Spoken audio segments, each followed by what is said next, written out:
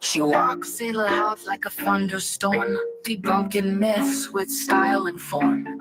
True crime, conspiracies, her game. Melissa Jade, remember her name. She's loud, feisty, spilling tea, diving deep into mystery, breaking down your wildest claims. Melissa Jade, she's got no shame. Microphone fierce like a roaring lion, unveiling secrets people been hiding. True crime queen of the digital scene, Melissa's got you hooked on her screen. She's loud, feisty, spilling tea, diving deep into mystery, breaking down your wildest claims. Melissa Jade, she's got no shame. Murders to cover-ups, nothing misses. Melissa's here to share her guesses. She's got theories big and bold, no stone unturned, no case cold. She's loud, feisty, spilling tea, diving deep into mystery, breaking down your wildest claims. Melissa Jade, she's got no shame. Melissa Jade, she's got no shame. Melissa Jade, she's got no shame. From murders to cover-ups, nothing misses. Melissa's here to share her guesses. She's got theories big and bold, no stone unturned, no case cold. She's loud, feisty, spilling tea, diving deep into mystery, breaking down your wildest claims. Melissa Jade, she's got no shame. Melissa Jade, she's got no shame. Melissa Jade, she's got no shame. Melissa Jade, she's got no shame. Melissa Jade, she's got no shame. She's loud, feisty, spilling tea, diving deep into mystery, breaking down your wildest claims. Melissa Jade, she's got no shame.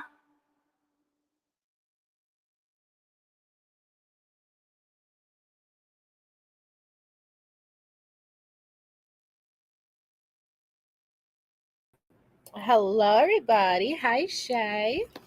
Hey, MJ. Hey, everybody. Welcome, Leanna White. Thank you so much for becoming a member. Welcome back. It's been the weekend. Drop a beat, yo. Vanessa says, hi, Claudia. Hi, Marcus. Adam, King Scarlet, Midnight Lace, Melissa, Michelle, Mallory, Sarah Bellum, Cicely, Kimmy C, T-Love, the Shiznits. Welcome back, the Shiznits. Paul Linda. You know what? Hey, for Linda. Okay. Tell me, hi, Wolfie. Poor Linda. Tell me how, okay, on my Spawn's iPad, I had a text from something you sent. And I only know because, like, Apple guesses, I guess, like the name. You know what I mean? Like, sometimes they'll guess the name. And so when she showed me, I'm like, wait a second. Like, I have like a member, poor Linda. And I'm like, what the heck? How did that get on how did a text message, like it was a text message, get on the iPad? Like, what? How did that happen? Yes, poor Linda. I'm saying, I don't know. I really cannot figure out how that would have happened, even like through like an iMessage. Nothing should have, like, we only communicate on email, like, Shay, that's what's so weird. Like, so I have no idea how that would have happened. It's wild. It's so weird. Like, I sat there for like an hour earlier, like, the fuck? No, Wolfie, I didn't do anything. I know. See, I know. I believe you. I'm just saying, I'll take a screenshot. Like, it's the weirdest thing. And it was a link. And it was I'd have to get it. But it's like a link. It's the weirdest thing. Yes, she is. And thank you. Musk is watching you. Yeah, maybe. Hi, Tiffany. Hey, maybe Harlot. It's a glitch in the universe or something. I don't know. Harlot, it's the weird. Here, hold on. And I only know because, like, hold on. Let me exit out of Roblox. I don't even know where the texts are on this thing. Okay. Okay. Did you send something about Cardi B calls out Trump? It's a link for Cardi B calling out Trump on Valentine's Day. Now I'm getting I know this is a long time ago, but again, I don't check this iPad's text messages, like, hi Carolyn Cooper. So it was on Valentine's Day. Cardi B calls out Trump for ruining her 3K, and that's all I can see because it's a link. It comes up with a photo and like, oh, new contact information, and the contact information is your name. So I have no idea. I don't It's even know wild. how to reverse image search, Tiffany. Hi, Jennifer. You emailed that to me? How did that? I'm so confused. And that's the one and only email that has ever gone. Okay, I don't know. We'll talk because I don't want to like hang it up, but it's the weirdest thing ever. Ever. That's odd. I have no idea how that happened. Right, Princess Scary? Like, I don't know how that like it just because this is not synced up to my shit. Like, this is hers, That's weird. But Wolfie, she has her own. That's not mine. It's weird. I don't know. Thank you, Jack. MJ, no. Don't be pushing misinformation in my chat. I did not love the new Snow White movie. I will not watch the new Snow White movie. You're funny. Thank you for the support, but I will not support that new Snow White movie. Yes, a phone number was attached, poor Linda. I obviously won't say it, but I'll send a screenshot to you and I'll email it to you, Portland, so you can see it. But now, right. Fucking Apple. I know. Yeah, and that's Snow White. But thank you, Jack. All right, we have a lot to get into. We have a bunch of motions that we have not finished and gone through, but I see that there are so many things coming out about the knife, and that's immediately my first thought when we went over it in real time was, oh my God, was he trying to replace? Now, I would not think anything if he had searched. Well, I won't say I wouldn't think anything, but I really wouldn't put much weight to it if it was just searching of that K-bar post murders, because we all did. We all did. But we know he bought a K-bar, a sheath, and a sharpener. I struggle to think he wasn't considering replacing it. Yeah, I think he got scared. Do you think to replace it? Yeah. Yeah, I do. I do think it was a consideration, possibly. Yeah.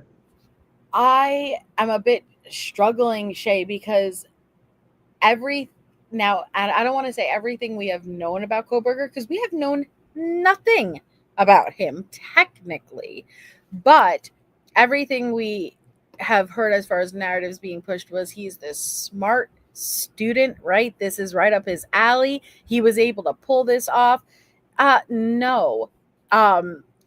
That makes no sense compared to like what we're seeing in context of what we're seeing coming out. Right. Hi, Nananya. Yeah, Portland up. Sorry, getting all mixed up now. Yes, Pointer Lover. I think you wanted to replace it too. But sorry, pause. I totally forgot to do our missing child. So our missing child for tonight's live stream is Ezra Lee Aragon. Ezra has been missing since July 26, 2024 out of Pueblo, Colorado. She is 1 year old. She was last seen on the 26th of July, 2024, and may be in the company of his mother, Brittany Ramsey. Here is Brittany, 35 years old. So if you or anyone you know has information on his whereabouts, please contact the Pueblo Police Department at 1-719-553-2502. Okay. Sorry. Don't want to skip over there. Hi, my meat feeds. Hey, me feet. Say Nunya. Okay. Do you want to jump into the motions? Do you want to watch like the Banfield stuff? I know Steve has been doing interviews, right? Talking about what we already went over last week first. Do you want to talk about the inconsistencies? Because I do want to touch upon that a bit without falling down and jumping down the rabbit hole. I want to talk though, because there are some inconsistencies. Oh, I don't know. I don't want to make a decision. I'm up for What do whatever. you guys want to do in the chat? Do you guys want us? We have a bunch of motions that we still have to go through that we haven't gone through yet. Or do you want to pause and talk about first what we went over last week and process and discuss and, you know, bounce things off of where people are at right now? Hey, Sally Mae.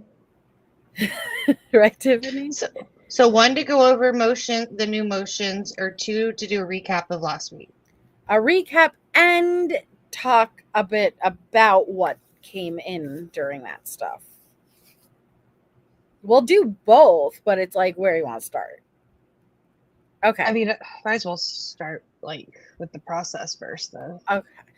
Yeah, like, so we found out in real time, and I think I screamed on the last live because, oh gosh, here, hold on. Let me just pull it up.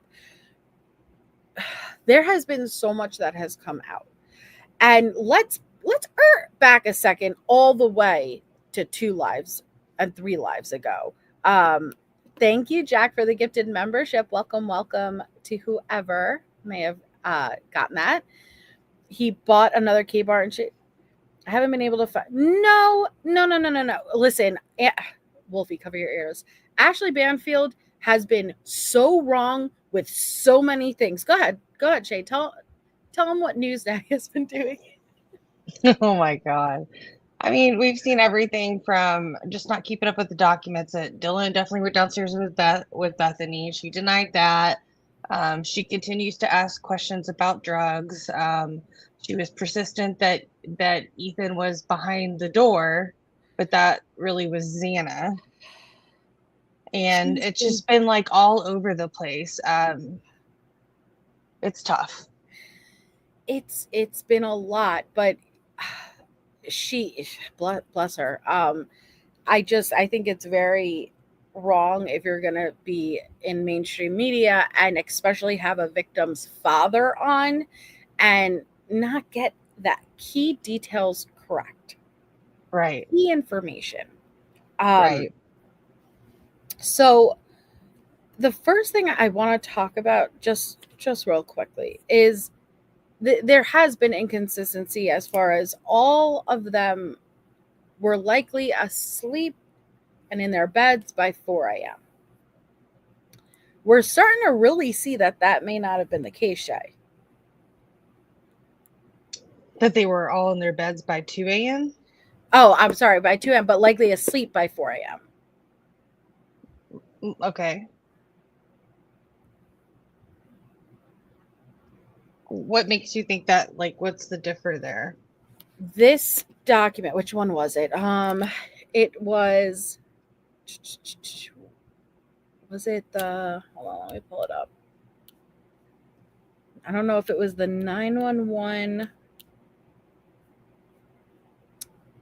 Are you talking about with the defense responded? There was the one where it seemed like Dylan may have been up at 4 a.m. Which one was that? Because, God, there were so many. I don't know if it was the witness by bushy eyebrows, if it was the defense objection to the text messages. There was something there was a specific sentence in there that I was like, wait a second. When I read it over first, but I'm like, information overload over here. Was Dylan awake? I know where you're on. Sorry, I'm searching too. Let me see. Let me go to the 911 call. Yeah, I'm scrolling right now through the bushy eyebrows one. Okay, so let me see, because there was a specific sentence in there and I'd have to see it. I think it may have been, yeah. Okay, hold on. No, it probably wouldn't be the response to this.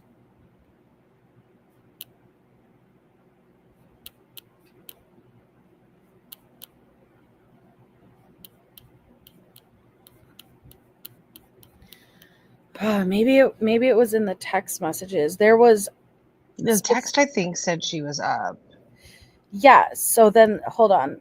Was it the defense's response to the text? Hold on. I gotta find Defenses. Okay. Defense objections to state motion regarding text messages. Yes. Okay. So sorry, there's so many. No, and no, I apologize too because it was so many. So here, this was what it was. 351. Dylan creates a new contact in her phone. Shay. Wasn't she? I thought everyone was pretty much asleep by 4 a.m. and it was just Xana scrolling through TikTok. Apparently Dylan's awake. But don't you feel like, and when I say that, please, I'm not jumping down thinking that there's anything more regarding the roommates like possibly being involved. I'm just saying, hey, there's some inconsistencies here. Yeah, but I do feel like there's stuff missing in this. I think that they only showed what they wanted to show. For sure, but they are making the argument of the rule of completion.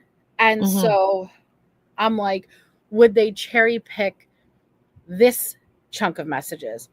Like, would they skip random ones between it? Yeah, I mean, they said they did. Like, at top that they picked relevant stuff. I don't think they included every single thing. Okay, so Mr. Kohberger herein provides a more complete but not exhaustive view of Dylan and Bethany's communications with social media during the hours established by the state. Okay, so right here, this, not strange. They were home. Okay. 351. That's the strange one to me because that shows that Dylan was also awake prior to 4 a.m. And welcome, poor Linda. Thank you for becoming a member. But you can fall asleep and get woken up. Yeah, that's true. That's true, Harlot. Yeah, if we're getting literal and specific here, absolutely. I mean, as long as it's respectful, yeah. Like, and respectful, I mean by how you communicate it. Go ahead, Shay. And I believe, like what I was reading from the bushy eyebrows, I mean, she says she woke up around 4 a.m. I mean, what is the give and take in those minutes, I don't know. Yeah. I don't know.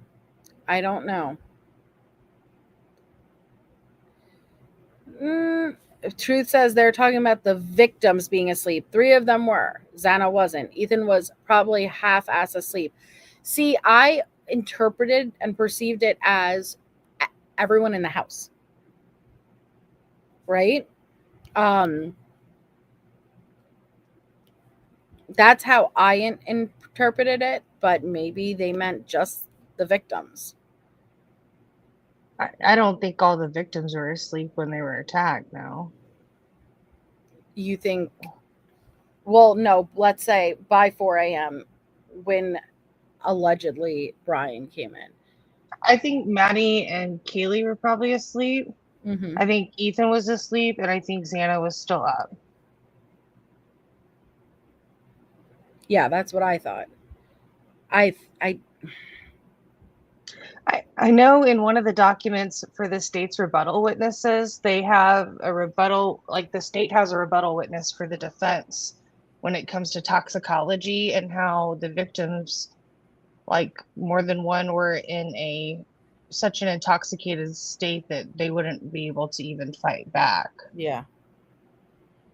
That's what it was worded in the court document. It was kind of interesting. I think I'm just shocked. Where do you think he drove from the house, and while he was still disconnected from the network, ditched his knife and clothes? What do you think he did? Yes, I do. I think that he, I've always felt like he buried it somewhere. Like, I don't know if it's in multiple spots. He could have thrown the knife in the Snake River, but I think that that whoever, like the perpetrator that committed this crime, that I would suspect that they'd want to keep that as a memento. So maybe throwing it in the river wouldn't be where they'd go. They would want to bury it, or I don't know. That's just my thoughts. Do you remember back in the beginning of this coverage? I don't remember who said it. I think it was Willie, actually. I would, if I had to get rid of a knife, and honestly, I laughed at first, but after I gave it more thought, clearly here I am over 2 years later, clearly it stuck with me. But he's like, if I had to get rid of a knife, I would go in the middle of the woods and I wouldn't bury it. He's like, I would climb a tree and at the top of a tree, just jam it in and then go back down. And I'm like, and then I've been sitting here 2 years with that thought in my mind. Actually, would anybody find it stabbed at the top of a tree in the middle of a forest, like just into the bark? You know what I mean? Yeah, that's wild. Never thought about that. Right? Like everyone thinks to bury, to ditch, but what if you climbed a fucking tall tree and you just right in the middle of some trunks, you know? Who's going to be up there? I don't know if would he still have the adrenaline and energy to climb up a fucking forest tree? Listen, some people, I have seen some people capable of climbing up trees. I'm just saying. But according to some of the new filings, you know, apparently what Bryan has some disorder where he's, I guess, doesn't have good balance or something. I gotta read. I can't remember the balance. Okay, all right. You gotta. There's some stuff that's nuts. So I've heard about it. I haven't read it myself. I think it's the. Is it the defendant's response to the state's motion in limine on the neuropsychological and psychiatric evidence? I think that's where I heard it's coming from. Okay, I'm sorry. Which one? The psychiatric evidence? Yeah, so it's the defendant's response to state's motion in limine for regarding the neuropsychological and psychiatric. Psychological. It's kind of down at near the bottom. Oh, I see it. Okay. All right, so let me mark this one. Yeah. So neuropsychological on psychiatric evidence. Okay. Sorry, but this is just getting crazier and crazier, man. Oh, this is a big one. Yeah. Okay. All right. Apparently it's got a lot. Let's see. All right. So this is the defense's response, right, to the state's motion in limine regarding the neuropsychological and psychiatric evidence filed on February 21st, 2025. State objects to the proposed testimony of Rachel L. Orr. You guys remember we discussed that. And Eileen Ryan, arguing that the proposed testimony is outside of mental condition evidence allowable under Idaho Code. This response is made pursuant to due process for a complete defense and fair trial for 5th, 6th, 14th Amendments. Okay. The minute that jury selection begins, jurors will begin to study and analyze Mr. Kohberger's physical presence.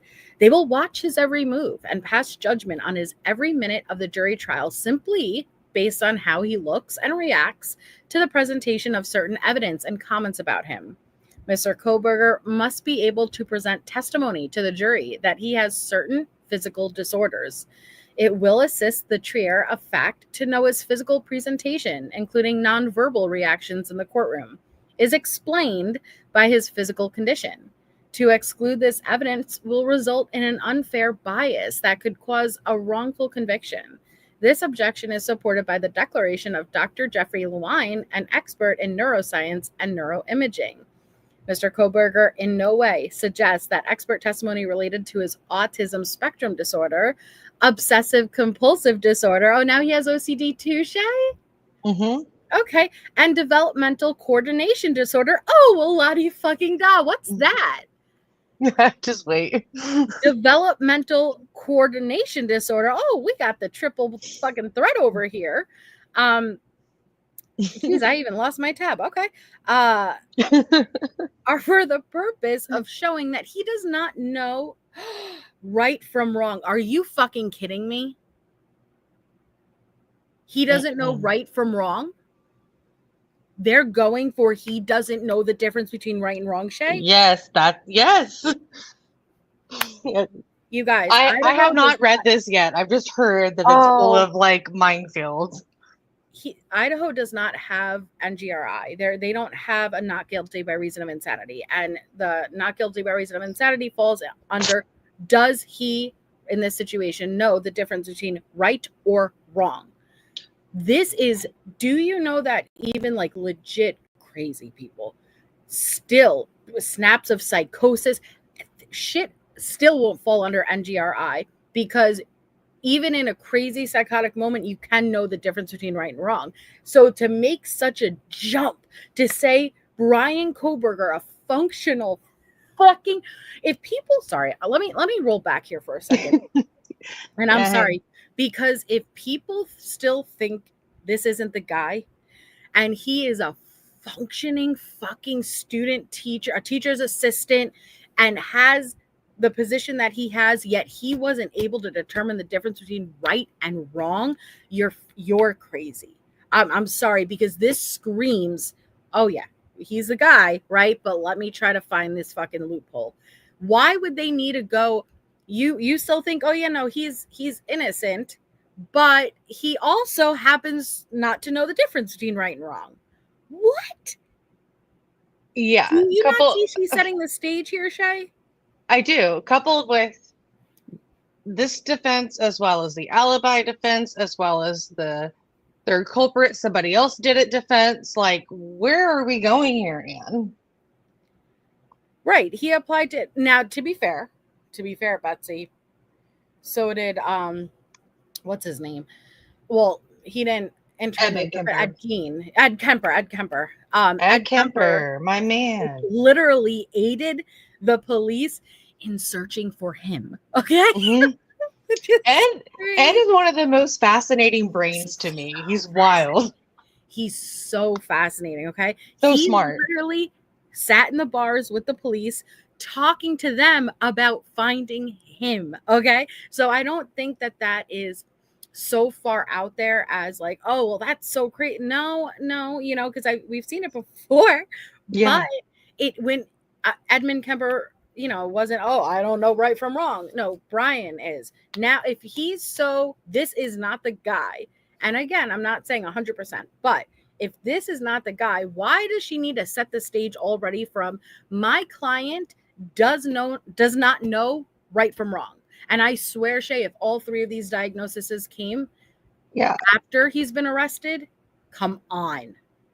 Can you scroll back up? I just want to read that first, part again. Okay. So it says, Mr. Kohberger in no way suggests that expert testimony related to his Oh, wait. Oh, I think I misread it. Okay, hold on. Erase everything I just reacted to. Erase everything. I jumped. I think I read it wrong, because it says Mr. Kohberger in no way suggests that expert testimony related to his autism spectrum disorder, obsessive compulsive disorder, and developmental coordination disorder are for the purpose of showing, okay, I fucked up. They're saying that it doesn't, that's not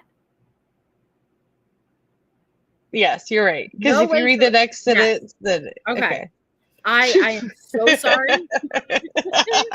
I so jumped the gun. Okay. I am sorry.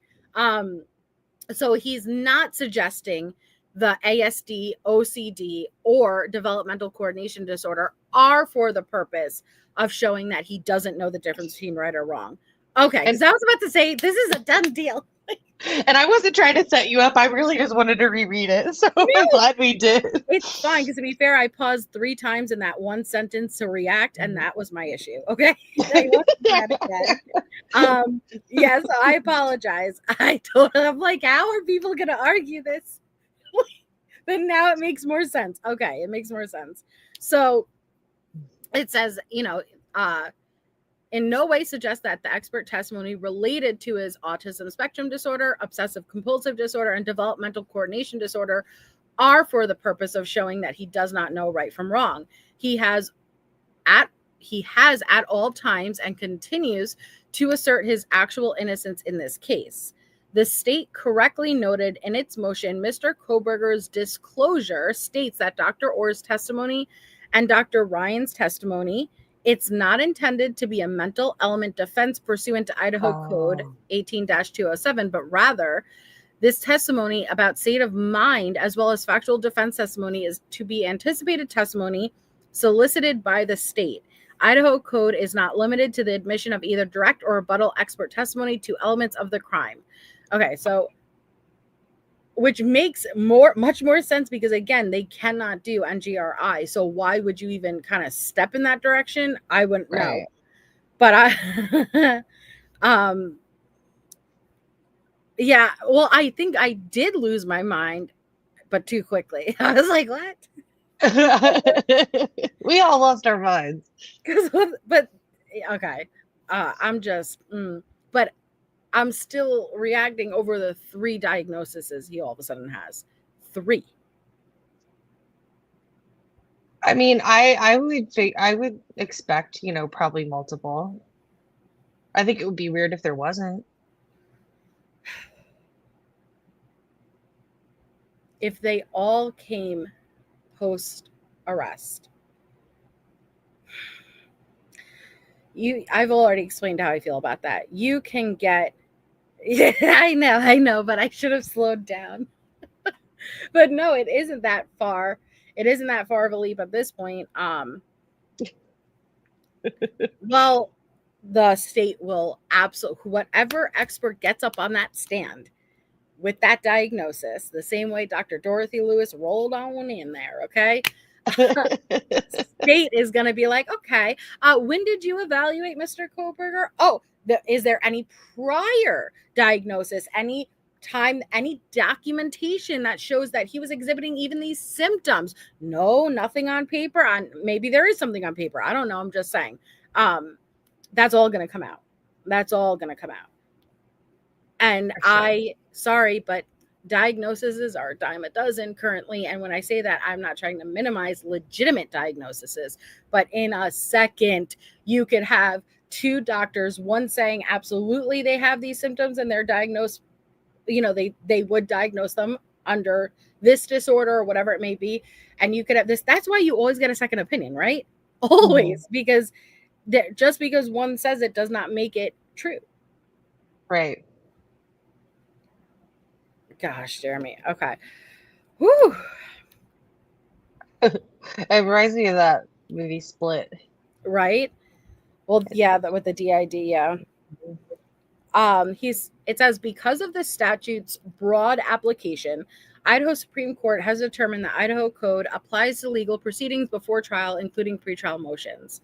The threshold test for the admission of expert testimony is whether the scientific or other specialized knowledge of the expert will assist the trier of fact to understand the evidence or determine a fact and issue. The function of the expert is to, quote, provide testimony that is beyond the common sense, experience, and education of the average juror, where the normal experience and qualifications of lay jurors permit them to draw proper conclusions from given facts and circumstances, then expert conclusions or opinions are inadmissible. In this case, it is not the normal experience or qualifications of lay jurors to understand ASD, OCD, or developmental coordination disorder. Expert testimony is necessary. Now, before you start that part, the next part, can I real quickly look up developmental coordination disorder? Because I am not familiar with that. And I'd also like to say I was not suggesting that Bryan had DID either. I was just stating the split thing off that comment. You never know, people will run with that. I am not suggesting that at all. Hey, Richie. Okay. So hey, Richie. Developmental coordination disorder, a childhood developmental disorder marked by clumsiness in otherwise healthy kids.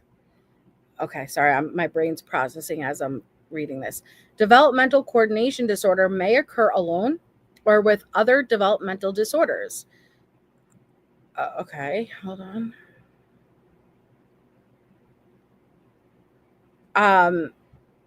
It's a motor skills disorder that affects 5 to 6% of all school-aged children. The ratio of boys to girls varies from 2 to 1, 5 to 1.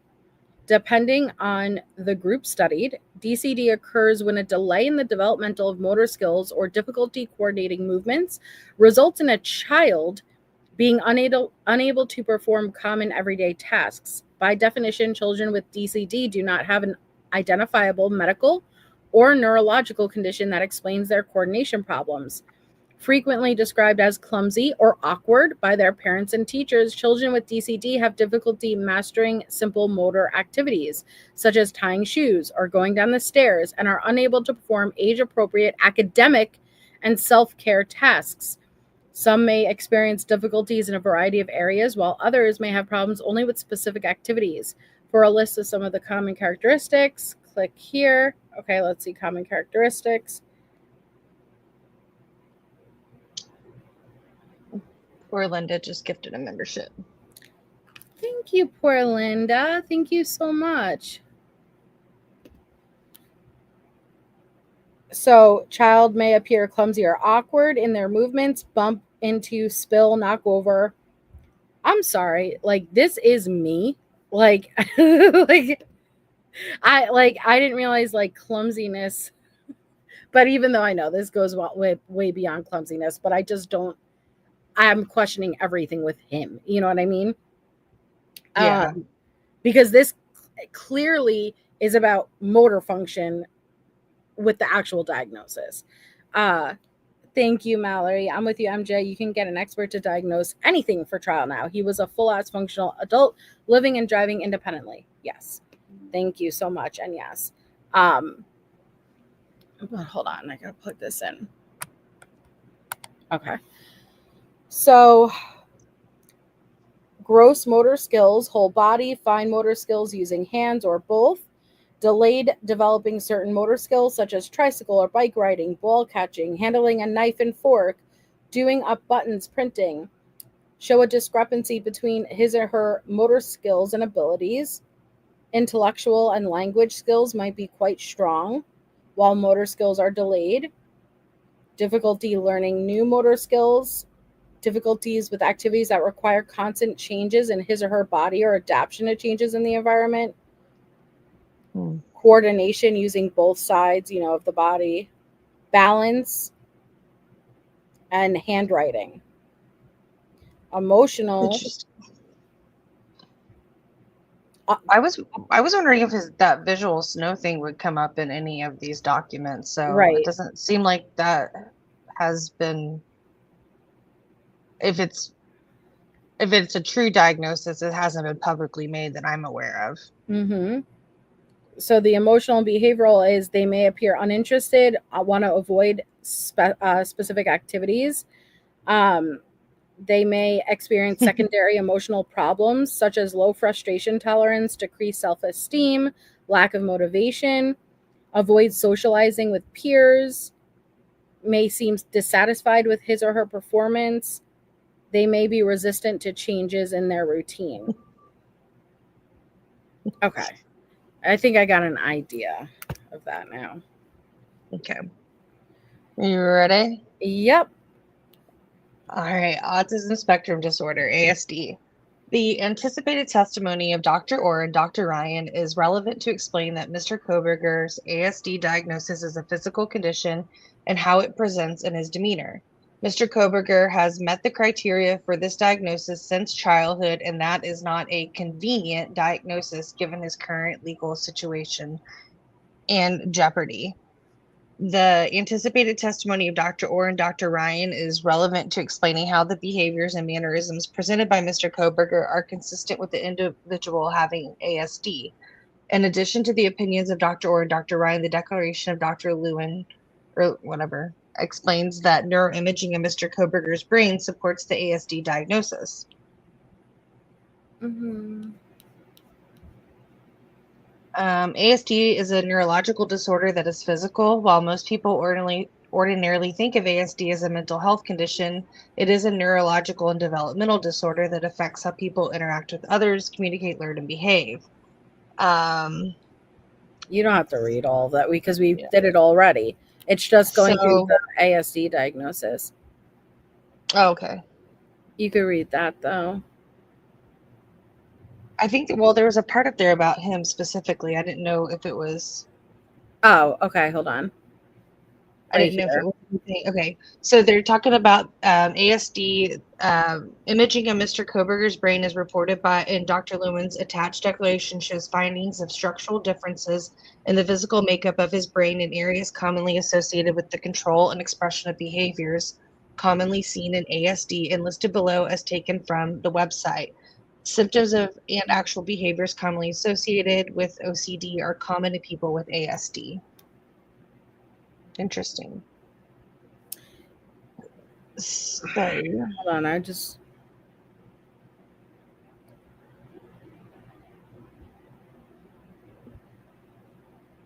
Okay.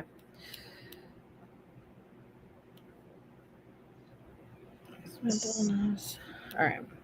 As a physical condition, ASD may not be noticeable as some physical conditions like a missing arm. If Mr. Kohberger had the physical disability of missing an arm, the injury would not require explanation about how such a physical condition may impact the case. ASD is visible in some ways that will be apparent to a jury but requires explanation. Without explanation, the way that the public perceives the behaviors and mannerisms of someone with ASD is not always favorable and may be prejudicial. While Mr. Kohberger's presentation is highly consistent with ASD, without explanation, others may misinterpret and misidentify Mr. Kohberger's behavior and cast them in a more sinister light. For example, he does not show emotion on his face. He has a flat affect. He sits very still and holds his hands in the same position. He has a piercing stare. He does not show expected reactions. Facial expressions do not reflect what he is feeling. He is stiff in body posture. He has prosody in speech, uses repetitive phrases and large words, and has developmental dexterity problems.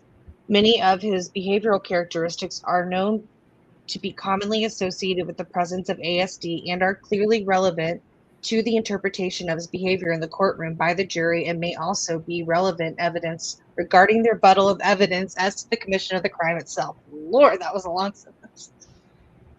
Further explanation about ASD by the U.S. government National Institute of Mental Health. It's helpful. They provide information on their website. This is a list below of some of the behaviors that are common. You want me to read these?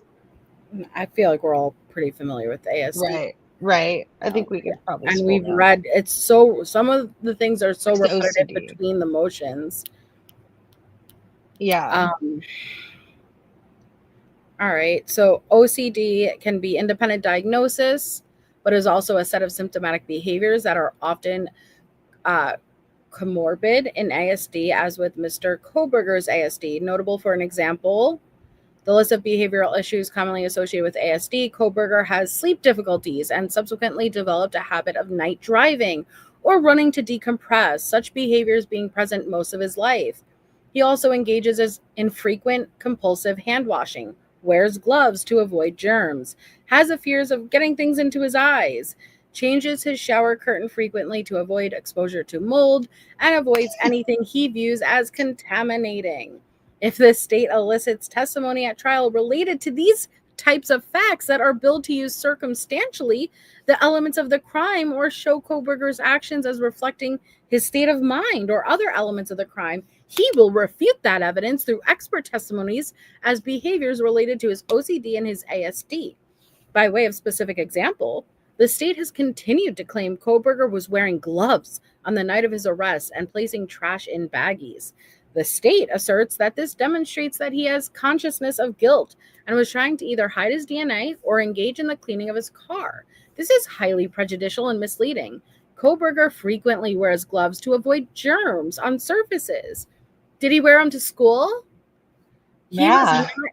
Tell me, was he wearing them at school? I would love to know. Was he wearing them when he was driving his car when he got pulled over for the traffic stop? No. Or the second one? Or the one No. before the murders? No. So he was not cleaning his car on the night of his arrest. He was awake at night, as is typical for him. And he was cleaning his bathroom. You mean his parents' bathroom? But he wasn't. Remember, the lights were going off in the garage. In the kitchen. Yeah. Nope. That proves the point, Silver Fox, but welcome back. But it would show, hey, on any of the other occasions, if you're such a germaphobe, were you wearing any gloves? On any of those occasions? Let's see when he goes into the footage of Albertson. Was he wearing gloves? I don't think so. So while testimony, go ahead. I think what they could do if they have some surveillance of him, they might see him out in Pennsylvania in gloves somewhere and try to use that to back up their statement. Right. Right. I'm sorry, Medusa. It has its own member emoji for a reason. Okay, but they built up a tolerance. So let's continue. While testimony related to these topics may not be relevant until the state opens the door by eliciting testimony on these issues, once it does, Mr. Kohberger must be allowed to provide expert testimony refuting the state's witnesses. Such relevant evidence can assist the trier of fact in evaluating circumstantial evidence the state may put forward, and since all such testimony would be subject to vigorous cross-examination, it would clarify and not confuse the jurors. No, it would clarify on your side, which, okay, this is just my emotional reaction, not what's kind of fair reaction. But my emotional reaction is no, it would clarify on your side of why you're able to push forward a narrative to explain away behaviors that are very suspicious and perfectly timed. You know what I mean? What's the likelihood? Right. Trying to explain away some of the oddities, Right. I don't know. Interesting. Very interesting. So you want to do developmental coordination disorder? Sure. Developmental coordination disorder, Mr. Kohberger suffers from deficits in fine motor dexterity and visual motor function. Clearly, these are physical issues. He has experienced these physical impairments all his life. The state has disclosed evidence that law enforcement will testify that they did test runs at 1122 King Road and that it is possible to commit 4 homicides in a time frame of only minutes, including walking to and from a car and removing clothing that would be covered in blood. Sorry. Thank you, JSP. Sorry, I did not see it at first because I was too busy slapping thighs and raging, but thank you so much, and it's lovely seeing you. Good to see ya. Additionally, the state has disclosed a forensic pathologist who will testify regarding manner of death, injuries, and specific wounds on the deceased. Mr. Kohberger has disclosed a forensic pathologist who has some differing opinions, including injury and specific wounds on the deceased. It will be relevant for the jury to know that Mr. Kohberger has a developmental coordination disorder that impacts his fine motor dexterity and visual motor function. Such speed and coordination are not possible for him. Conclusion. Mr. Kohberger has a right to confront the witness and evidence presented by the state and due process under 5th, 6th, and 14th Amendments of the U.S. Constitution. This includes presenting evidence to rebut the case against him. The court should deny the state's motion to eliminate to exclude neuropsychological and psychiatric evidence. More specifically, the court should allow Dr. Orr and Dr. Ryan to testify. The physical disorder of ASD should be allowed at the outset of trial. Issues related to his OCD symptoms that are an outgrowth of his neurological disorder, aka ASD, C and IMH quotes above, and developmental coordination disorder may depend on the evidence the state elicits at the trial as the trial proceeds. Okay. That's a lot. They include the declaration of Jeffrey David Lewin. Okay, his credentials. Okay. It might just be his CV. I don't know. So get into. Oh, wait, he does. Okay, hold on. Yeah. So I'm trying to just find the part about Kohberger. Okay. As outlined by Dr. Orr, Kohberger has multiple diagnostic conditions identified by qualified doctors. In my opinion, these conditions span the range from neurodevelopmental to mental conditions. Herein, I will discuss the subset of 3 conditions: autism spectrum disorder, developmental coordination disorder, and obsessive compulsive disorder, which are predominantly neurobiological rather than mental in etiology and relevant to guilt and innocence phase of the trial, as argued by counsel. But see, that's the part that, okay. All right. If they're going to use it as a mitigator. Yes. Yeah. They're trying to get the DP off. I get that. But like, I don't know. References are provided in the exhibits. The other conditions may be relevant to a sentencing phase of a trial if the case proceeds that far, and therefore will be discussed in a separate report. So with the autism spectrum disorder level 1 without accompanying intellectual or language impairment, Kohberger has a current diagnosis of an autism spectrum disorder. On the one hand, his overall level of intellectual function and his general language skills have been adequate to allow him to complete a master's degree, but neuropsychological evaluation reveals deficits in several subdomains, including motor skills, processing speed, and executive function. Perhaps most importantly, he demonstrates substantive impairments in social cognition that date back to early childhood. As noted by Dr. Orr, he demonstrates anomalies in nonverbal communication, poor integration of verbalizations and eye contact, limited use of descriptive gestures, restricted range of effect, atypical tone, poor social emotional reciprocity, self-focused conversation, awkward interaction, limited perspective talking, limited sharing of affect and emotions of others, and impaired relationships, superficial and logical descriptions of relationships, poor insight into his role in relationships, all consistent with autistic patterns. Whereas most patients with an autism disorder demonstrate intellectual and language impairments, it is well established that there is a significant minority of patients like Bryan, where the dominant dysfunction is selectively seen with respect to social cognition. In part, this likely reflects the neurobiological reality of relatively distinct brain networks for language or social skills. Whereas there was a brief period of history where autism was thought to be a psychological response to environmental factors, refrigerator parents, for more than half of a century, it has been almost universally recognized to have a strong biological basis. Indeed, although ASD diagnostic criteria are most formally described within the DSM-V, the DSM clearly indicates the ASD to be a neurodevelopmental disorder. Evidence that the ASDs are of a neurodevelopmental and physical biological origin, not a mental condition, comes from several sources, including, and I'm not going to go through all of that. So it says for Bryan specifically, there is an objective evidence of disrupted brain structure in several nodes of the social network. As outlined in detail in Exhibit 3, volumetric analysis of magnetic resonance imaging data for Bryan's brain reveals several brain areas to demonstrate volume within the lowest 10th percentile as compared to all sex and age range. Matched neurotypical control subjects drawn from a normative database of over 10,000 subjects. Of particular relevance is evidence of reduced volume for the left and right fusiform gyri, the left and right orbital frontal area, the left temporal pole, and the right anterior cingulate area, all regions within the brain social network.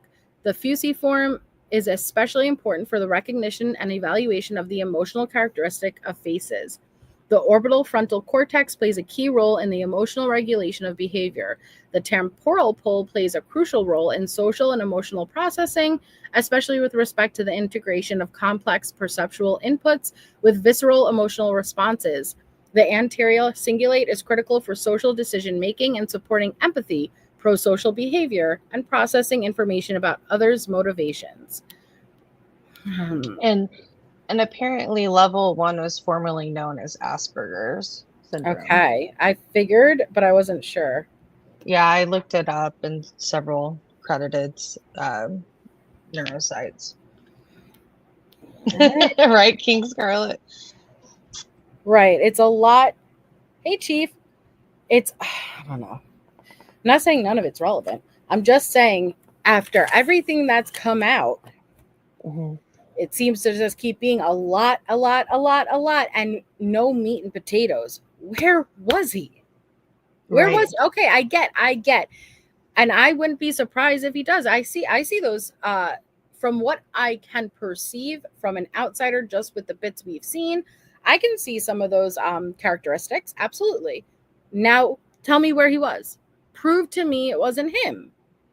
But it's like overwhelming of the other stuff and absolutely nothing of the very important vital stuff. Right. Because guess what? He can have an ASD diagnosis and also be guilty. You could read. Developmental coordination disorder, DCD, is a neurodevelopmental condition that can co-occur with, but which is distinct from the ASDs, also known as dyspraxia. DCD is characterized by impairments in the development of motor coordination, including dexterity, limb speed, and gross and fine motor skills. Like the ASDs, dyspraxia has high heritability, on the order of 70%, a strong indication of a biological etiology. DCD is associated with structural and functional disruption of motor control and coordination networks with minimal modulation by psychological factors. All right. I'm going to scroll 1 second. Thank you, love. It's noteworthy that Bryan continues to show evidence of significant motor and coordination issues as revealed through formal testing with Dr. Orr. 16. Obsessive compulsive disorder, OCD, with absent insight. A. Bryan reportedly developed compulsive hand-washing behaviors as a young child, a fear of getting things in his eyes, and avoidance of germs. B. There is substantial evidence that OCD is primarily a neurobiological disorder, although it is not necessarily a neurodevelopmental disorder. Evidence in support for its biological basis include a large study of over 15,000 twin pairs indicates the heritability of OCD to by about 47%. OCD can actually be caused by certain viral infections, including streptococcal infection, which can lead to the autoimmune condition PANDAS. Imaging studies also demonstrated clear neurobiology for OCD with disruption of the corticostriatothalamoid cortical loop. Importantly, this loop includes the anterior cingulate and orbital frontal cortices, regions that overlap with the neurobiology of ASDs and which were found to be disrupted on Bryan's MRI. D. The severity and timing of OCD behaviors is evidently partly influenced by psychological factors, including stress. Also, the specific nature of each person's obsessions and compulsions probably relate to learned factors rather than core neurobiology. E, in general, OCD is not considered to be a neurodevelopment condition per se, but it is biological in nature. And in Bryan's case, this manifested early in his development. That's interesting. He's afraid about getting things in his eyes and stuff. Mm-hmm. And thank you, Justin. I've been trying since we've read it to figure out what's the eye going to cover for, like what I'm trying to incorporate it into. How is this going to be a problem? Was he wearing glasses at some point? Got like, what are they specifically using nervousness about something in his eyes about? And I'm going to theorize once I think of something. But thank you so much, Justin. And Silver Fox. What Okay. is going on? Silver Fox. Source. Okay. If what you're saying is so true, and all of this has been out from the beginning, everybody knows this. We're just the idiots who are going over the literal documents, right? Fuck those things. It should be easy to source. Okay. Hey, Melissa, go here and look at this document. Go here and look at this receipt, and I will for sure do it. But if you're not willing to give a source, please do not accuse innocent people in this chat. Name drop, make statements as facts, and say, well, you go find it yourself, or you're just too dumb to know this. Nah, I've been covering this case since day one. Doesn't mean I'm perfect. I don't know everything, but I also know what isn't fact, and what you're saying is not fact. Yeah, well, if they quoted it as the internet, that yeah, because listen, Nunya, they came in last time doing the same thing, and they told me I was going over old documents, which the documents we were going over were 2 hours old. Like they were released 2 hours before, and I wasn't going through the right ones. When we asked, hey, which ones are the right ones? They're go find it yourself. Okay, so it is what it is. Exactly. I think it's tragic that people have brought Kopaka's unfortunate death into this. It's awful. That's something of a separate investigation. Yeah. And guess what? If you think that investigation on its own, hey, I don't like the way this went down, I think there's more to the story, guess what? Two things can be true at the same time and exist at the same exact time in the universe. And that can be true. I'm not saying it is, but that can be true. And it's still having absolutely no relation to the murders or Kohberger at the same time. Hi, Coffee and Skeletons. I know, doubly. I know. Well, sometimes you just got to set them straight. Yep. So you want to, in summary?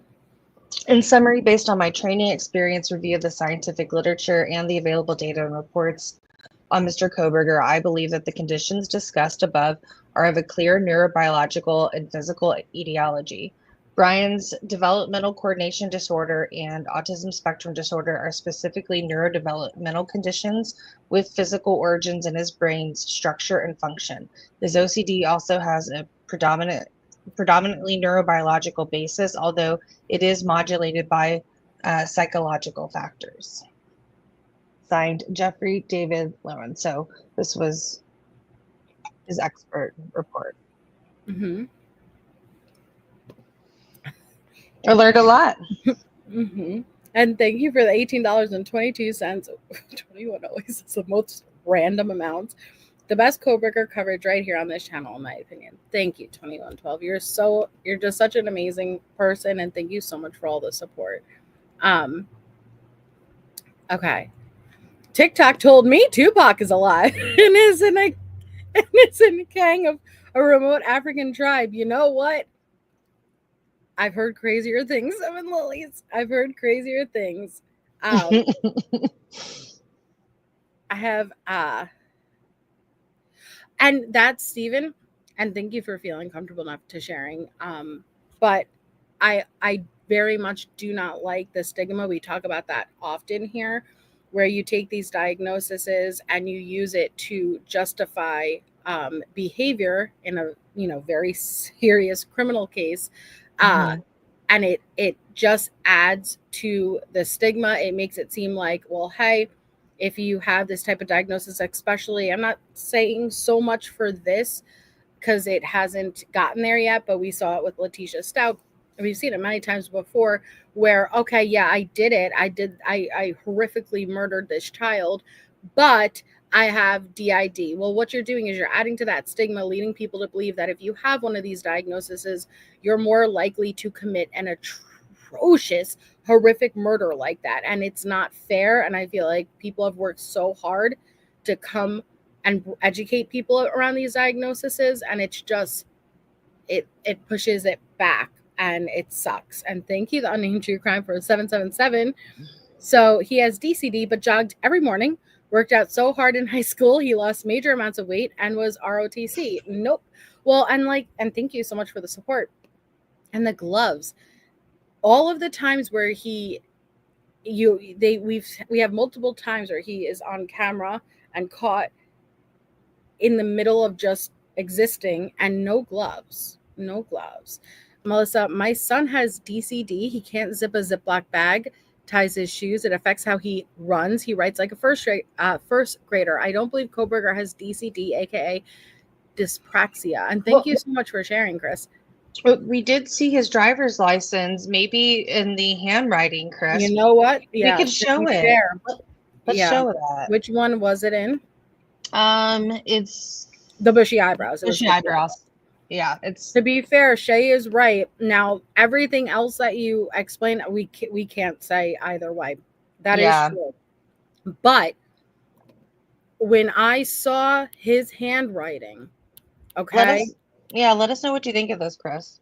Yeah, please do. When I saw this, I was like, what the hell? So now maybe, he just doesn't have good handwriting, but look at this signature, guys. It doesn't even look like his name. It looks like Bryan with an E, Corn.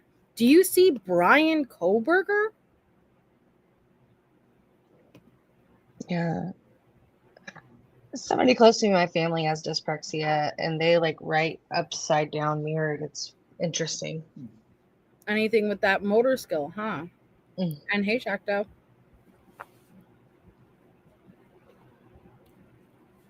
Yeah, maybe not to the degree. I mean, does it?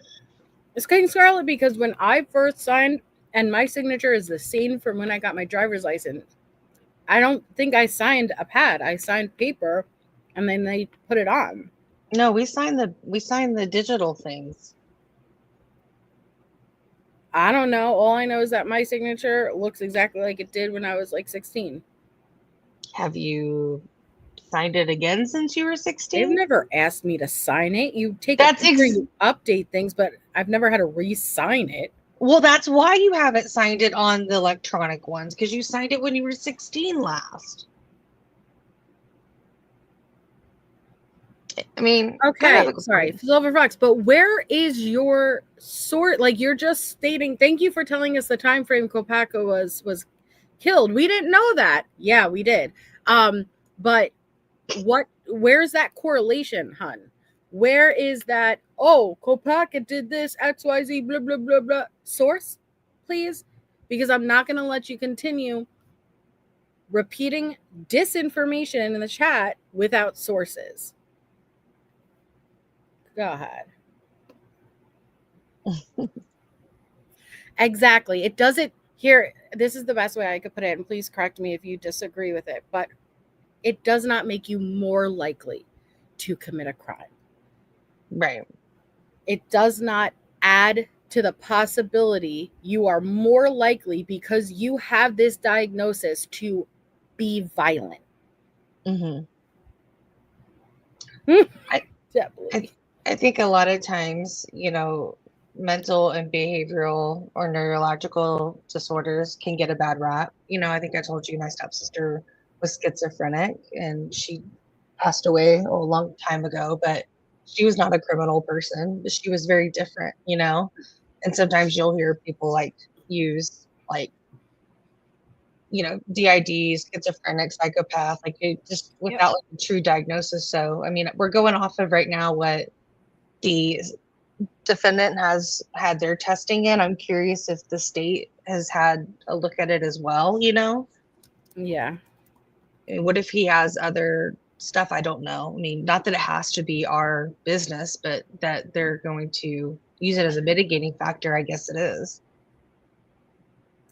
That's what thank you, Stephen. Yes. Schizophrenics are more likely to be victims of violence. A lot of different diagnoses. Absolutely. And yes, King Scarlet, if you can't coordinate or dance, doesn't mean you can't unalive someone. Listen, here's the thing. Was he functional?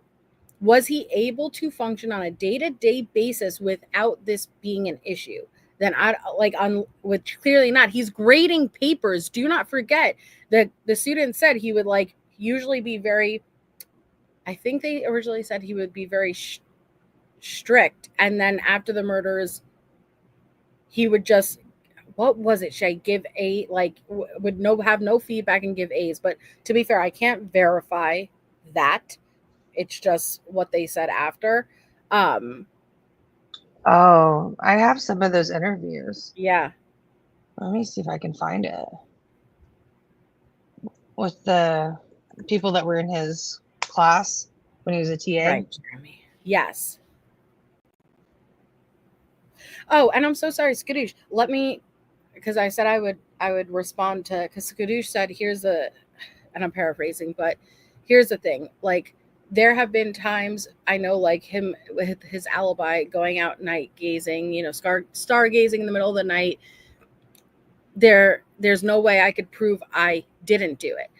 In this day of age, Skadoosh, the likelihood that you're not going to be captured on some type of surveillance, Ring doorbell, is so low. Look at even what we went through with the maps last episode.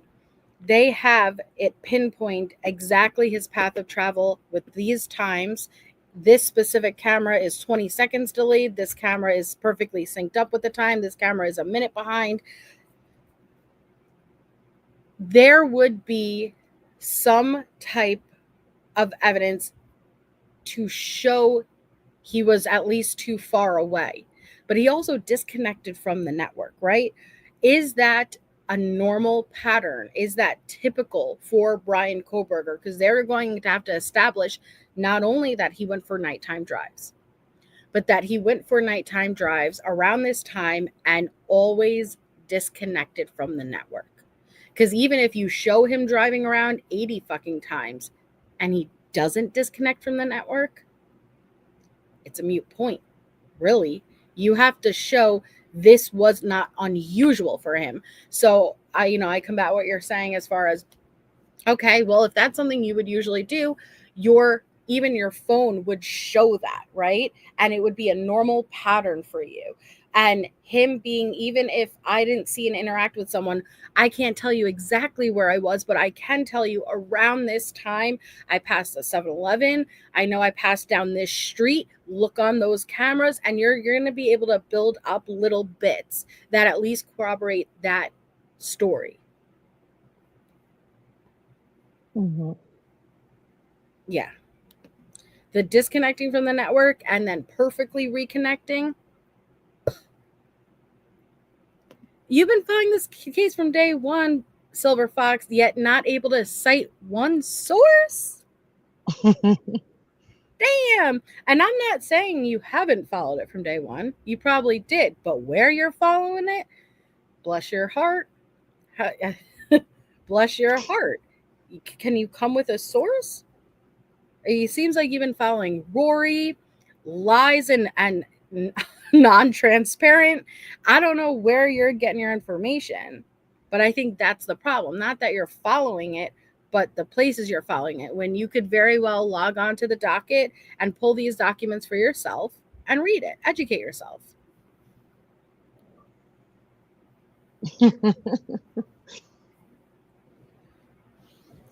Yeah. And you know what? That's a great point, Vicstar. Like, let's now incorporate if he has these diagnoses and potentially being guilty.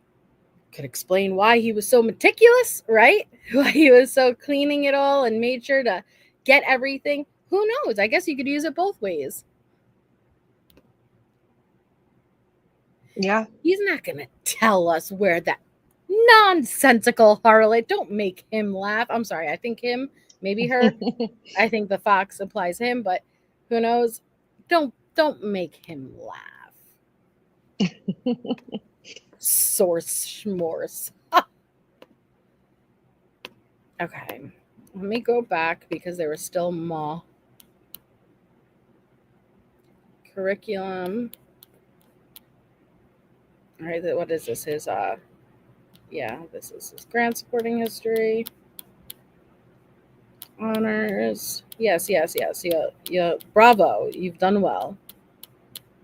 Holy crap, you've done very well. You've done exceedingly well. Shit. How many pages is this? Oh shit. Look at your resume, man. National meetings. Is this whole thing your resume? Yeah. Yeah, I think we're done with that one. Okay. Exhibits.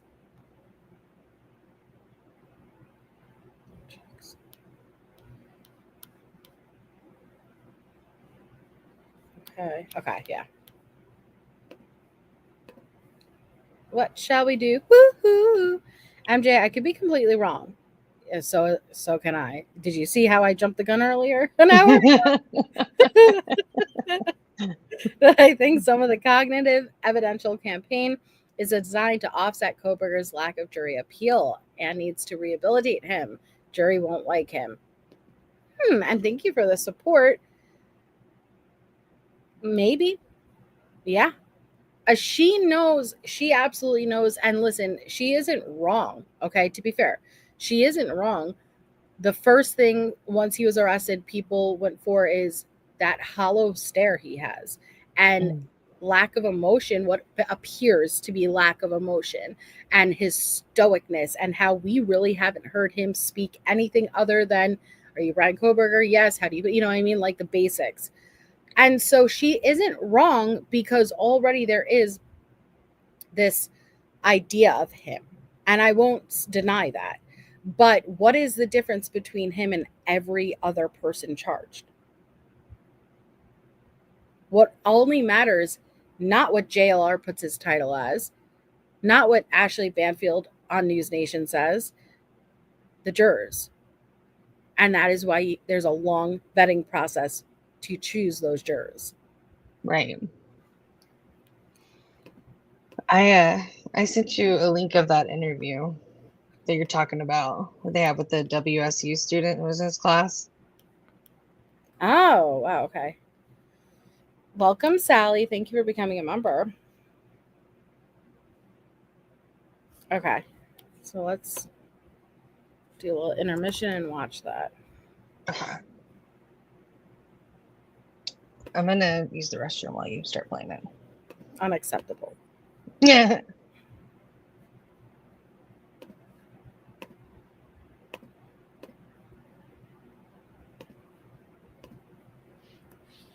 Okay. Former student of Idaho murder suspect describes abrupt change behavior. Yeah, it was pretty crazy. I mean, I was, just like sleeping here on the couch in my parents' house, and I woke up to all these tweets that were like, oh, they got the guy. And of course, this has been something that everyone in Pullman has been following, everyone in the whole Pullman, Moscow area.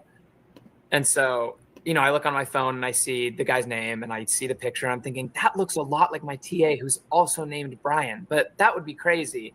And so I went and I checked my email, to see the emails I'd had with him and the name matched and everything. And yeah, it was just like totally jarring, totally shocking to realize that this person that had been, kind of grading my papers was, allegedly this like horrible murderer. Again, this is a former, you have to remember, Bryan was a teacher's assistant. Right. This is a former student in his classroom. So when you're thinking about those fine motor skills and ability to write, grading papers, okay.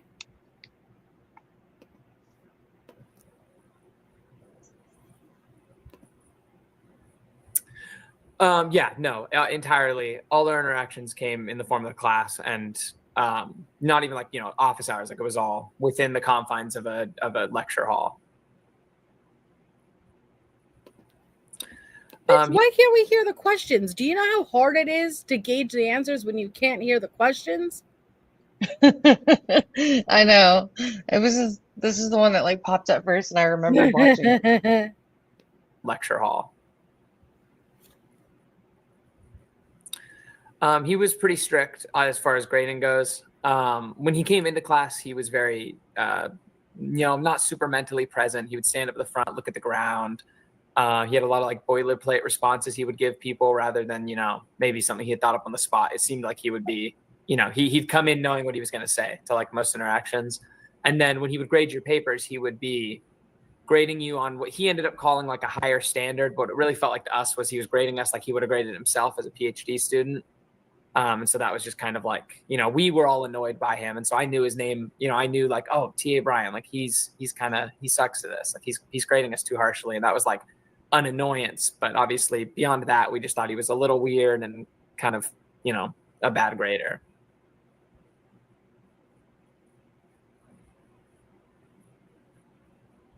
It's like he's like answering stuff for like a live chat or something. You could tell he's listening. Mm-hmm. Yeah. See? He actually only left me good comments. I mean, I guess he could have that response to like, but you could tell he's listening to someone. Mm-hmm. Yeah. Yeah. Yeah. He actually only left me good comments, which is just kind of silly. Like the only ones I could send in were nice ones, but for most people, he was being pretty harsh in the comments. I just, for whatever reason, he was being pretty good to me.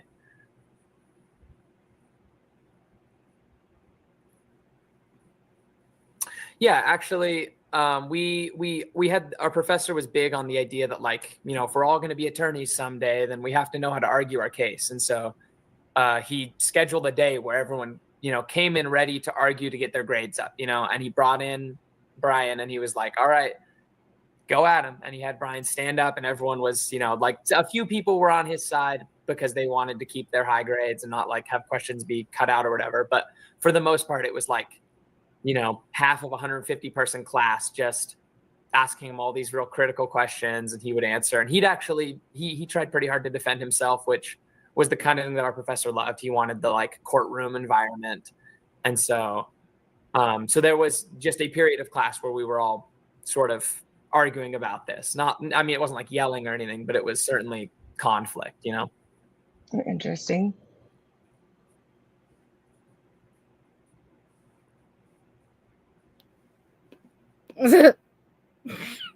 I'm so sorry. I read Victor's comment. They said, next thing you know, BK will be in court with a cane and a seeing eye dog. Oh my Lord. Oh my God, I'm sorry. Just reading. Gotta go because you're going a little far here, man. Like, what's gonna be next? But thank you so much, Shelly. So is all the grading he did null and void due to his disorders? It won't fly unless the jury is totally mute. I agree, Shelly, and thank you so much for the support. But yes, I agree. And I'm sorry, I'm still chuckling because it is what it is. So, Your Honor, my client is blind. Like, oh my God, like you can't just keep throwing things on here, and that's what it feels like, man. That's what it fucking feels like. My client can't even see. Okay. And this was actually posted from ABC Chicago, so like it's legit interview. Yeah, they did. He just muted ABC Chicago, and they just are like, nah, the questions aren't important. It may have been the original uploader who was like, nah, like I don't want my voice heard. I don't know. Right? Maybe. Yeah. Jesus.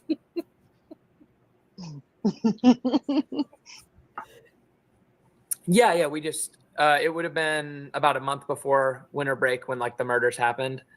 And we didn't obviously build our framework for this around that because we had no reason to connect him to that, at the time. But definitely around then, he started grading everybody just 100s. Not like you pretty much, if you turned something in, you were getting high marks. and he stopped leaving notes. It was just, he seemed preoccupied is what I would have said at the time. And now obviously he seems like he was probably pretty preoccupied, but it was much easier. You'd turn in whatever you wanted pretty much. And he was just braiding them up and sending them back. Like, so that was the change in behavior afterwards. Yes. A lot lighter. Yeah. Yeah, absolutely. He probably, that I saw, he was always a little bit spotty on whether or not he'd come to class because he had, whatever PhD stuff over the top of it. You know what? That's a great fucking question, Oh Sugar, because something specifically that is passing through the hands of so many other people, like their papers, right? Right. That's a good You point. want gloves on in a classroom. Everyone knows classrooms are the biggest germs. Like they're all germs.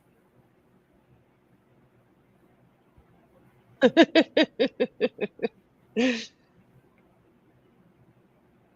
petri dishes. Ah, she did it herself. I guess it's just the Shay Show. Sorry. Did you eat it yourself? It's the Shay Show. No, the whole browser got weird, and so I had to refresh it. I did. I said JLR. Yeah, and that's what I'm saying. Usually with an autism diagnosis, you are more capable but the truth is more capable in many ways, intellectually speaking.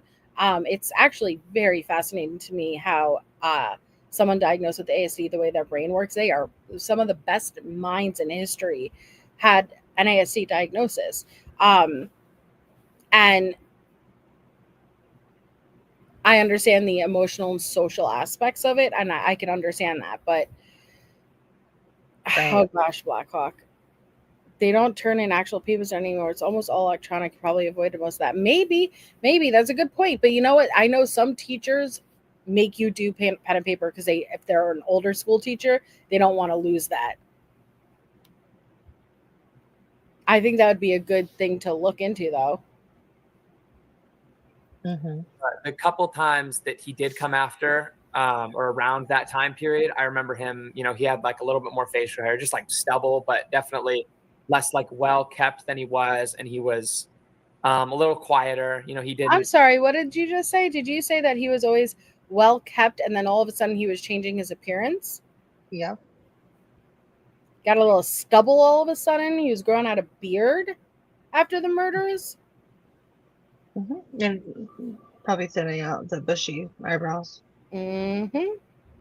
Less like well kept than he was, and he was a little quieter. He didn't. He used to stand up at the start of class and like talk about some stuff sometimes, and this time he didn't really do that at all.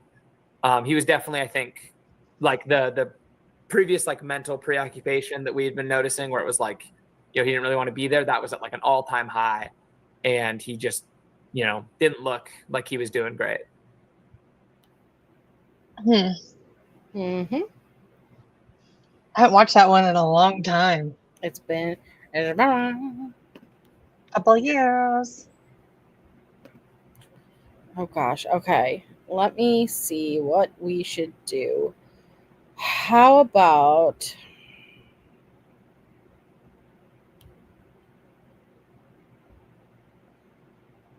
did we do? Yeah, we did the murder. How about? I heard that she attacks the self authentication records, but that's probably a lot of. That was like all the data. Remember they were bringing in, like surveillance videos and like transaction receipts. Remember that? Yeah, so I'm just looking for it. Okay, I found it. I don't know if it's like super juicy, but she apparently. We can skim and look for the meats. Go ahead. She what? Yeah, I don't know what she says, but she apparently like comments on every single thing is what I heard. Oh, I'm sure she did. So it says the state provided a list containing terabytes of discovery in its motion for admission at trial based on an exception to the rule against hearsay. This is an example of the discovery practices the state engages in which violate Kohberger's right to due process and fair trial. Kohberger grounds his objection in the United States Constitution, 5th, 6th, and 14th Amendment, and Idaho Constitutional Article 1, Section 13. The state has not provided a specific record with a certificate and affidavit. State has promised certification in the future, but failed to properly identify the record and how it falls within 803C, 803.6, or 8. So, Idaho rule, the business record exception to the hearsay rules allow admission of a record or report if it was made and kept in the course of a regularly conducted business activity, and if it was the regular practice of that business to make the report or record. The provided list is not identifiable as to which records the state is referring to. Many of the records require foundation-based because the state has not supplied information to guarantee completeness and authenticity of the record. Aside from issues of authenticity, state provides no basis upon which any of these records are relevant and meet Idaho Rules of Evidence 401, 2, 3. Before any of these records are admitted, they must first be relevant. Only then does the determination of whether an exception to the hearsay rule even matters. In support of his objection, Kohberger describes the size and complexity of each item for which the state requests admission with a promise certificate as follows. The Linda Lane footage, surveillance videos contained in this folder, 2 videos from the same viewpoint. They are each a 1-hour time block.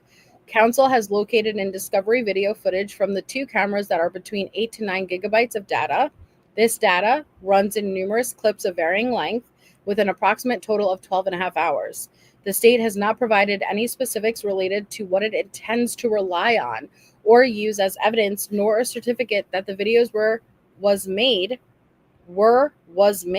that's not right, and kept in the course of a regularly conducted business activity. And if it was the regular practice of that business to make the report or record, no certification for this footage establishing the criteria required exists. The Albertsons, it's 3 gigabytes in size, multiple views that cover about a 2-hour time block. They haven't specified what they intend to use. Amazon Financial and user records for Bryan Kohberger. So is she needing them to point out like the minutes? I mean, yeah, like what specifically within it you're planning to use. Oh, I'm sorry. Do you need them to lay out everything for you? Like as far as what they're going to argue within it, it's there. That's the evidence. They don't need to tell you how exactly they're going to use it. It's not hearsay. That footage ain't fucking hearsay. And hey, Harlot, when you get a chance, let us know which one you were talking about with the AT&T timing advance, and we can look at that stuff next if you want. So the Amazon Financial and user records, of course you don't want that. An Excel spreadsheet with information and categories for subscription information and order history for an Amazon account, Kohberger and his family's. Contains Mr. Kohberger's father account records and purchase histories. These records list purchases for the entire family. Contains subscription history, click activity, and sign-in history for the Amazon account for Kohberger and his family. Police report for Michael Douglas. Kohberger objects specifically to AV 832 as it is a police report and the prosecution must have a witness to testify about the contents of a police report. He objects to the rest of the requested documents because the records are not a complete record. Court should consider Kohberger's motion to exclude all Amazon records and expert testimony in conjunction with the state's request. The state filed opinions related to Amazon records some 3 months after its expert disclosure deadline. There's no way they're going to. No way. But I would like to know about the contents of a police report. Maybe it's just. God.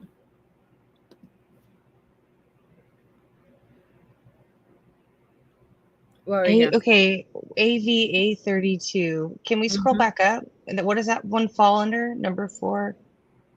This is all under the Amazon. Oh, it's under Amazon. That's why it confused me a bit.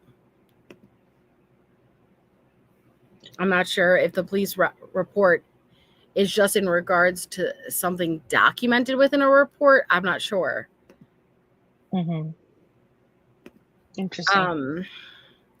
AT&T phone records, several copies obtained during the course of the case. This folder also contains records relating to someone else. The state has not provided any specifics related to what it intends to rely on or use as evidence. Do they have to do that? Like, hey, here is, like, let's say here is the footage of you at Albertsons, right? But it's a 12-hour CCTV. Right. Do they have this? But when they hand it to you, hey, this is our evidence. Do they have to specifically say, hey, at this timestamp, you're going to see this, and this is what we're using it for? What? Do they have to do that? I mean, definitely if you're going to present that evidence at trial, yes, you would have to give the time that you're going to show. Well, it's not so much the timestamp versus what you're going to use, like how you're going to intend to use it. Right.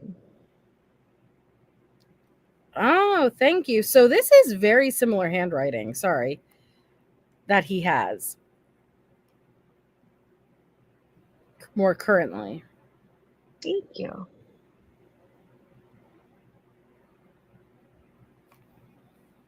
Let me pause. Jump.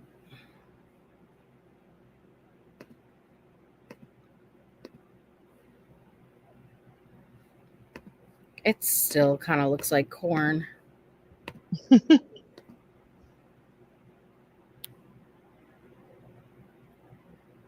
Oh, yeah. That's right. He may just have really shitty handwriting. I mean, that could be his dyslexia or dyspraxia, yeah. Well, yeah, no, they're supposed to exactly. They're so exactly like they have to.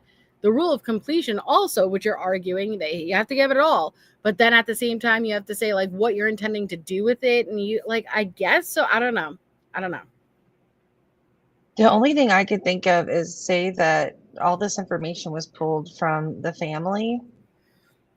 What if the family members of Bryan were interviewed and stated that they didn't order that K-bar? Yes, or whatever, they're the ones who gave it up to begin with. Mm. Can you wait 1 second while I run to the restroom? Yeah, for sure. It's wild. What do y'all think of the Amazon warrant? I think it's been pretty damning, personally. You think that's neater than your son's handwriting? Yeah. Chris, and it's hard for me to like sit over here and ever try to like judge something that like I'm not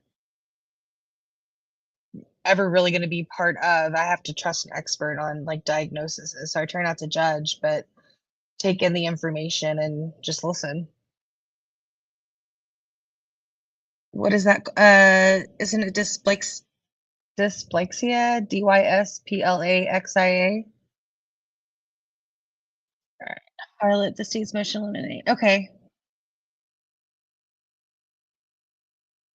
Okay. We'll have to grab that one next. Dyspraxia. I'm sorry. DYS. Thank you. PRAXIA. I think I could understand the algorithm a little bit if there wasn't the purchase of everything, and apparently like if it's more definitive that it's search, it's not just click. It's kind of hard to get there. I'm gonna grab this other file in a little bit. All right. So the AT&T phone records, it includes someone else. Kohberger seeks exclusion of these records based on the state's incomplete expert disclosure. It should not be allowed. It's a method of circumventing those failures. The bagel shop video surveillance, November 13th, 2022. No information submitted. How the state intends to use it. Bank of America records for Bethany and Xana. Okay. Mm-hmm. banner banking for Ethan. Both Ethan and his mother. The state has not provided any specifics. Okay. Cafe Artista, November 13th video surveillance.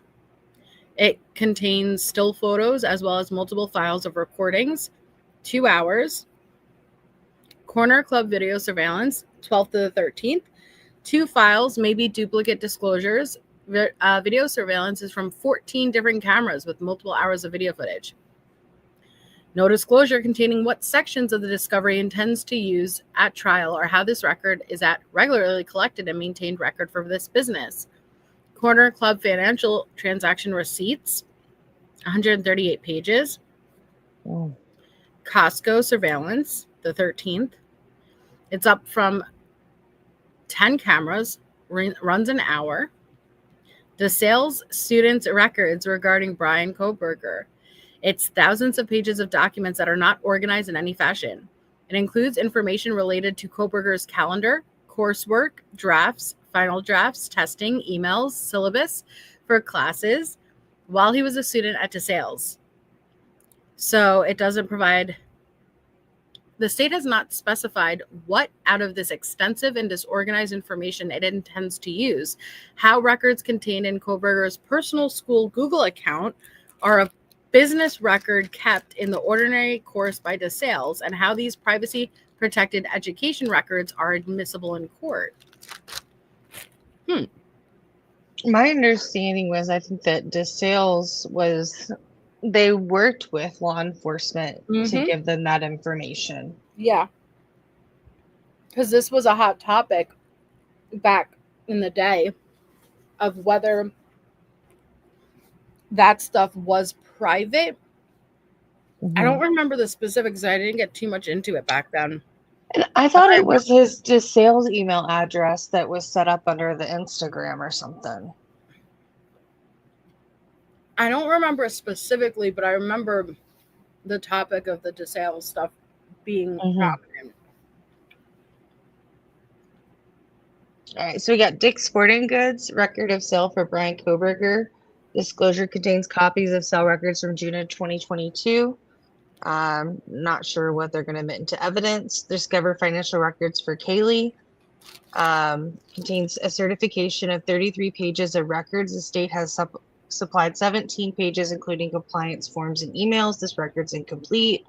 DoorDash records for Xana and Ethan.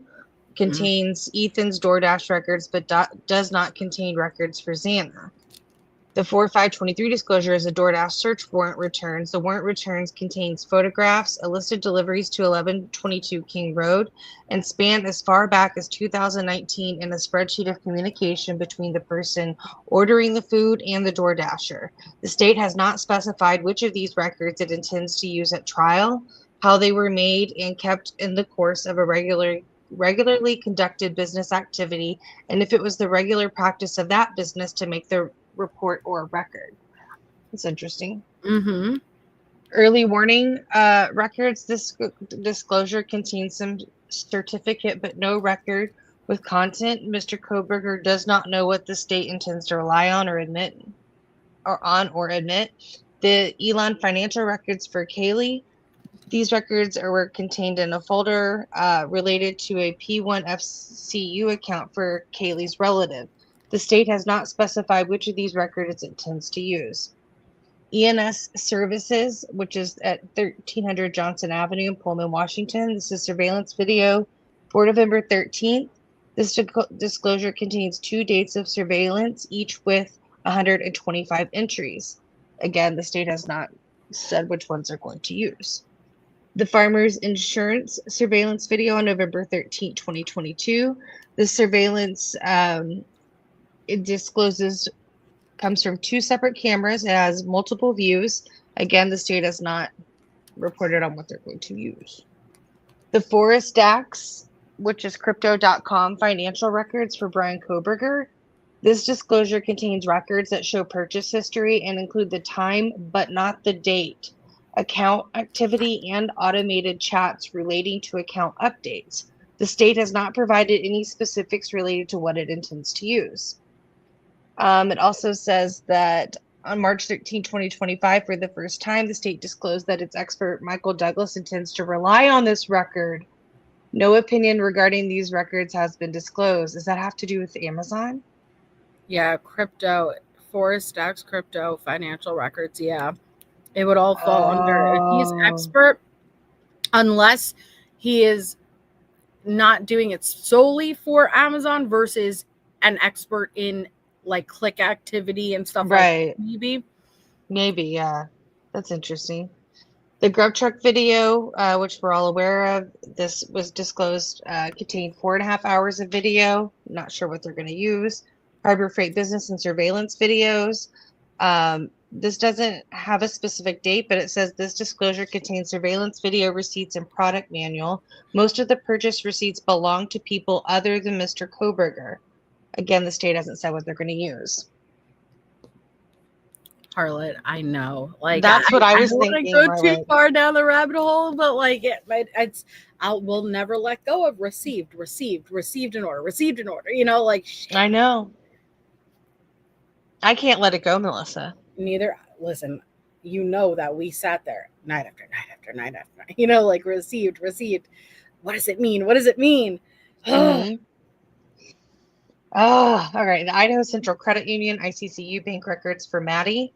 Not sure what they're going to provide there. The Indian Mountain Lake surveillance and records. This disclosure does not contain video surveillance. It does contain records of entry in a visitor's log. The time frame exceeds the date Mr. Kohberger was arrested. The state hasn't provided any further information on what they're going to use out of that. It says Joanne Fabrics financial records. This disclosure contains purchase information and a receipt. The state hasn't provided any specifics, nor do they state whose it was. The Latah County Sheriff's Office Deputy Darren Duke body camera video on August 21st, 2022. This is when he was pulled over. Mm-hmm. This no again. Mr. Marshall's financial records for Mr. Kohberger. This disclosure contains Marshall's receipts. Contains a variety of documents that include police reports, photos, interviews, handwritten notes, consent forms, victimology, questionnaires, receipts, copies of messages, and other documents, most of which are not related to Mr. Kohberger. The state has not supplied a certification of any record within this file. Contains a single-page document listing purchases for multiple businesses. This file contains nothing to identify what it is or who it is about. All right. National Weather Service records, November 12th and 13th. State has not provided certification in compliance with case law and rule. New America Bank records for Kaylee. This was provided. The hard drive contains account information produced pursuant to a search warrant, a sheet with the sign information produced pursuant. Okay, yeah, multiple files. You're good. PayPal, Venmo financial records. This disclosure contains Venmo records for Mr. Kohberger. This record does not have any sort of compliance with case law. This disclosure contains records from Synchrony for Mr. Kohberger's PayPal. Another for PayPal, just stating not sure what they're going to use. The PNC bank records for Mr. Kohberger. This record contains Mr. Kohberger's account information with transactions from June 2022. The state has not provided any specifics. PIN teledata records contains PIN teledata account information for MK and MAK. Kohberger, Mary Ann Kohberger, and Michael and Mary Ann Kohberger. Yep. Sorry, contains copies of the same information. So Pennsylvania State Employees Credit Union, that's Mr. Kohberger's. They're saying it doesn't contain PSECU records for him. They said they're missing a few pages. And it contains it for mom and dad. Yeah, this is more specific to his family. Petco financial records were for Kaylee. It says just looking at purchases that were made with cards associated to her and her rewards card. The Rite Aid financial records contains an email stating they do not have any video footage and no transactions for BF. Is that Bethany? The disclosure can consist of 3 pages of records that are provided, but nothing to identify who they relate to. The Ross financial records, it's just a single page disclosure that lists purchases not from Ross stores and has no identifying information. Interesting. So the Sunset Mart at 1311 South Main Street, Moscow, Idaho, they've got that surveillance video on November 13th. They're saying that this contains surveillance from several cameras. There's 11 separate folders containing this footage and subfolders. So again, not sure what they're going to use. They got another one for Sunset Mart off Bishop Boulevard in Pullman, Washington. Same information. Right. They just have 3 folders with that one. Then we got Target financial records. This is disclosure 51 pages of receipts from Target. The disclosure contains an email trail regarding a gift card issued in 2014. A certification is disclosed, but no records are attached. Also, another single page disclosure listed for Ross and number 39 above.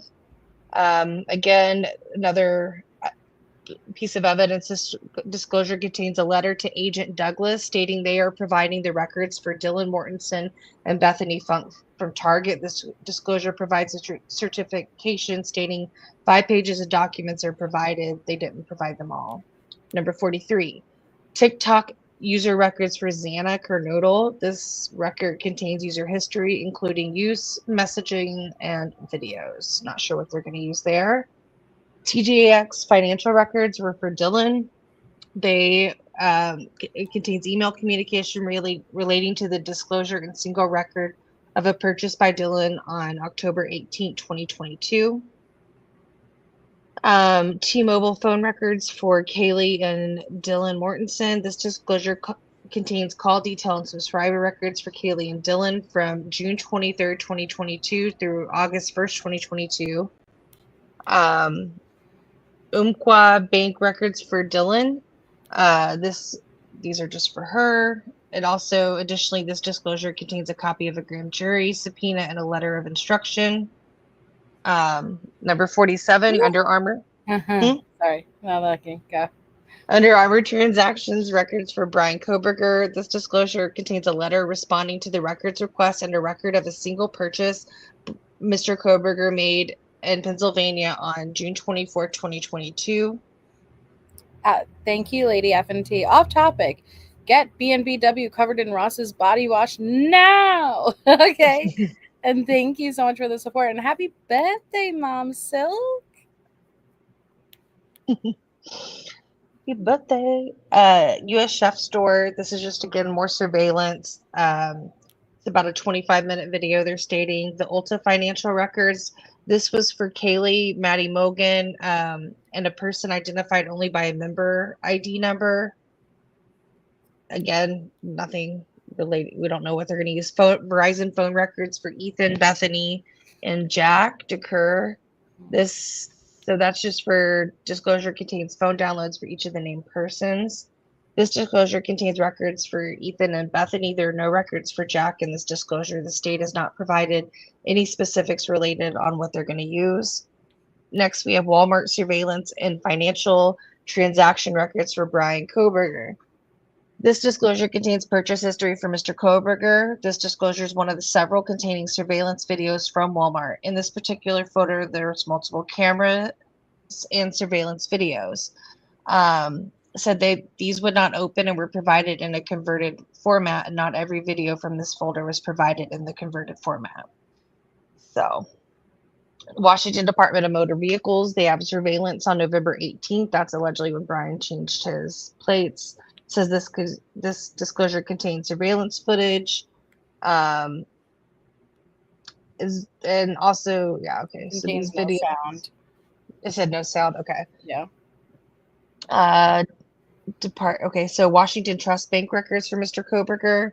This disclosure of Washington Trust Bank records is an Excel spreadsheet of transactions and documents of images of Mr. Kohberger in his car at the ATM on the morning of 11/13/2022. Really? Okay. Wells Fargo. The ATM, that means that there's most likely images of in his car Oh, he drove through the 18. Interesting. What time? What time? Yeah, on the We need to go back to morning. that. On the morning, which makes me think it was either on the way or on the way back. You remember that state's motion that we went through last time with the car? I wonder if it's in there. I don't think they went through such a detailed. Wait, it has to be, I guess. I don't know. We'll have to look. Wells Fargo bank records for Maddie. This disclosure contains records for her. Also, there's UMCA records for Dylan and Wells Fargo records for Maddie. This record was contained in a grand jury packet. Okay. Fargo. Right. Winco records, financial records for Mr. Kohberger. This is the same single-page document referencing numbers 39 Ross and 42 Target above. The disclosure didn't contain financial records related to Winco, but the Winco financial records and video surveillance for Bethany, Dylan, Kaylee, Maddie, and Xana. This disclosure contains transactions for those listed above that purported certification reads of Winco food receipts only. So disclosure contains surveillance video from several cameras there. Washington State University video surveillance on November 13, 2022. The drive. This disclosure contains surveillance video from a variety of cameras and multiple separate cameras of surveillance footage at WSU. The WSU parking records. This disclosure is record from WSU containing a vast amount of information about vehicles, parking, and campus-related information. There's duplicate content. Then also this disclosure contains a huge amount of data covering U of I and WSU parking permits, parking tickets, searches for vehicles through different entities, vehicle spreadsheets, specific files seeking 2011 to 2013 Elantra and 2019 to 2022 Nissan Sentra. There are 2 WSU related folders. One contains some of the same information, but another one also contains additional information. The second WSU related file contains spreadsheets for various vehicles queried through traffic tickets. The state has not provided any specifics related to what it intends to rely on for it. Interesting. So the state is seeking broad authority to provide in the future a certification of records listed above. These records are extensive. They contain several terabytes of video and thousands of pages. The state has obtained these records in a variety of ways. Some came through police work doing video canvassing. Others came with search warrant service, and many came through federal grand jury subpoena. Mr. Kohberger provides as an exhibit a copy of the federal grand jury subpoena he was provided inadvertently. He sought all grand jury subpoenas through discovery and motion to compel. He was not provided copies other than this inadvertently produced copy. Of interest and in support of his objection in the state's motion is that records were dual produced by search warrant and by subpoena. The copy of records is not identical in every production. This exhibit depicts a letter from FBI agent Douglas directing the keeper of business records to contact him prior to fulfilling the subpoena. In the packet of the exhibit, there is an affidavit of compliance which specifies which documents are responsive to the subpoena and specify what is applied. As it has been pointed out within the list of discovery items above, when the affidavit it has been produced in relation to the FBI grand jury subpoena, there's usually a discrepancy, and Kohberger urges the court to first require the state to explain how each of these records are relevant, because the mass production without specificity makes it impossible for Mr. Kohberger to effectively confront this evidence. The court must require verification of the records and videos produced along with any certification. So Mr. Kohberger is objecting to the state's broad request is summed up with reliance on his rights and his protection under the U.S. Constitution. Pretty it. So he's objecting to the state's request that the large sweep with the free pass for admissibility. The state's request is premature, excessively broad, and must be denied until the request can be disclosed specifically and properly litigated. Lord, she fought every single thing. Everything. Every single thing. I did learn a little bit in it, though, you know? Yeah, a little bit. A little nugget here or there. Hold on, because I forgot to write which one this was. Oh, the one that Scarlett wanted to do was, I think it's the defendant's objection to the state's motion limine regarding AT&T timing advance records on 317.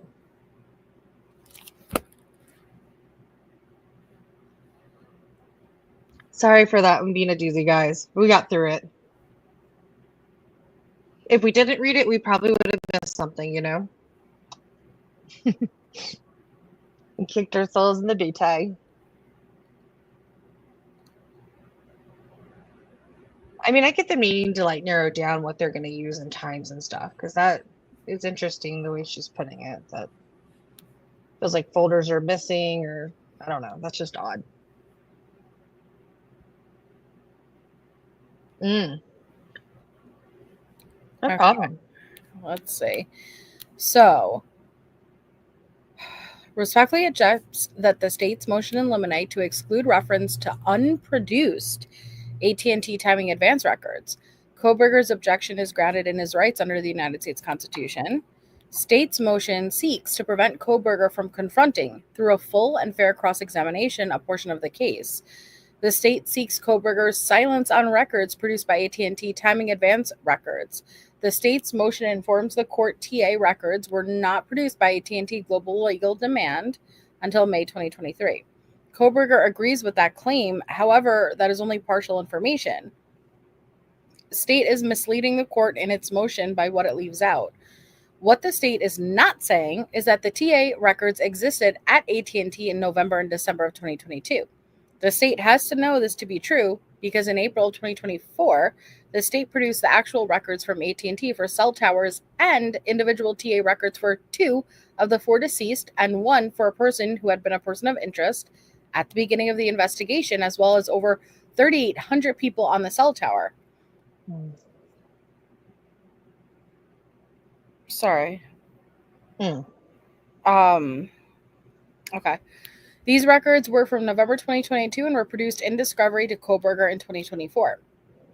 It is accurate that AT&T Global Legal Demand Center did not produce TA reports to law enforcement in 2022. The TA reports from AT&T JLDC were not available to state and local law enforcement until June 2023. However, the existence of these reports in this case is direct evidence that these records could be and were provided to law enforcement by AT&T prior to production through GLDC. As such, Kohberger's AT&T TA report from 2022 would not have been provided through AT&T's GLDC. AT&T had TA reports prior to their availability through GLDC. The state attempting to say the reports were not available until GLDC produced them is nothing more than asking the court for permission to hide the state's failure to disclose Kohberger's AT&T TA report. Depending on how far back the report goes, it will contain exculpatory evidence that will partially corroborate Mr. Kohberger's alibi. Kohberger will provide evidence, testimony, and argument in support of his claim that the state misrepresents the availability of TA records. Background: Kohberger's TA records are different than other records provided in discovery. The records are location data that are accurate in determining the location of a cell phone. TA is a term used in the cellular network industry relating to a measurement of time. It measures the time it takes for a radio frequency signal to travel between a mobile device and a base station in a cellular network. TA is required in cellular networks to assign a time slot to a mobile device, allowing it to transmit data so that it doesn't interfere with other devices. Given the signal is traveling at a known speed, the speed of light, it is possible to use timing information to determine the distance of the mobile device from the base station. These measurements can be very accurate. When a mobile device is using multiple cell sites, it is possible to utilize trilateration to determine a very specific location, typically ranging in meters. Essentially, TA records provide a much greater detail of accuracy than regular cell site location information, only providing cell site and cell sector information. When analyzing a pattern of life associated with a mobile device, TA can provide accuracy in such detail it is impossible to pinpoint precise travel routes, stagnation, and anomalies within a pattern of life. Law enforcement commonly relies on TA records for this purpose. The methodology and accuracy is supported through established, published, and accepted scientific practices. AT&T was the last of the major providers in the US to produce TA data for law enforcement. The first TA reports AT&T provided to law enforcement were the result of a software program utilized by AT&T from a third party, Viave Solutions. VS offered a software solution known as Aries GEO. In this Aries software, AT&T was able to create and produce TA records for law enforcement, but due to the pricing of the software, it was at a great expense. As a result, the only law enforcement agency were provided access to these reports. The FBI has been the primary agency given access. Those reports were not common, nor were they created in the normal AT&T ecosystem. Thus, TA reports were not accessible to the GLDC personnel within AT&T. The FBI utilized a different legal compliance unit within AT&T to access these TA records. That legal compliance unit is separate from GLDC. When these reports were first made available to the FBI, it was draped in secrecy. As a result, there is little documentation to rely on when dealing with early AT&T. TA reports were made available to the FBI. Sorry, and we read this. Sorry, that's why I stopped like a page ago, because I thought I was going crazy. We read did? this already, yes, but I stopped and I was like, nah, maybe not, because like everything's a back and forth, so you hear a lot of repetition. But no, we read this because I just looked at my list. Oh, okay. My bad. I'm sorry. No, you don't apologize. Everything is so the AT&T timing advance records. Yeah, their defense's response to the state's motion of the AT&T timing advance records. But it's still interesting because and I'll just finish it off. But I wonder, I'm curious what the state, because this isn't the first time we've heard Anne say that she just didn't get records, and then finding out, no, the records literally didn't exist, But that doesn't mean that that's the case right now. I'm just saying, like, it wouldn't be the first time, but I'm curious where it's going to lead to. I think a lot of this got brought up with Ray, remember? Yes. But as soon as I saw Draped in Secrecy, I'm like, no, I've read Draped in Secrecy, because I remember how it made me feel when I read that. I was like, Draped in Secrecy, yes, it is, Sassy Ladybug. You are right. So, AT&T, I'm sorry to make you read it again. No, I don't mind. It's an interesting one. You didn't make me read it. I didn't remember off the top of my head either, but that's why I wrote a list. But still, there's so much on the fucking list. It's hard to kind of like skim it, like, all right, which one? So yeah. So AT&T developed a new system outside of their Ares GEO to produce these records at a fraction of the cost. This cost reduction allowed AT&T to provide these records to state and local law enforcement. As a result, GLDC was given access to TA reports in May 2023 and began providing them to state and local law enforcement June 2023. The distinction is that AT&T TA records were available to only select law enforcement, specifically the FBI, well before this internal change. So Kohberger is aware of the fact AT&T GLDC did not produce TA reports in 2022. There is no doubt any representative from AT&T GLDC will testify to this fact. Kohberger does not contest this claim. The state is also aware of this, as they did not obtain the current AT&T TA records in their possession through AT&T GLDC. They had to utilize the FBI, who went through a different legal compliance unit within AT&T to obtain these records. At the onset of this investigation, detectives with the MPD began obtaining a call detail record as part of the investigation. In doing so, that they heavily relied on assistance from Nick Balance, with CAST, first documented in emails exchanged on the 15th of November.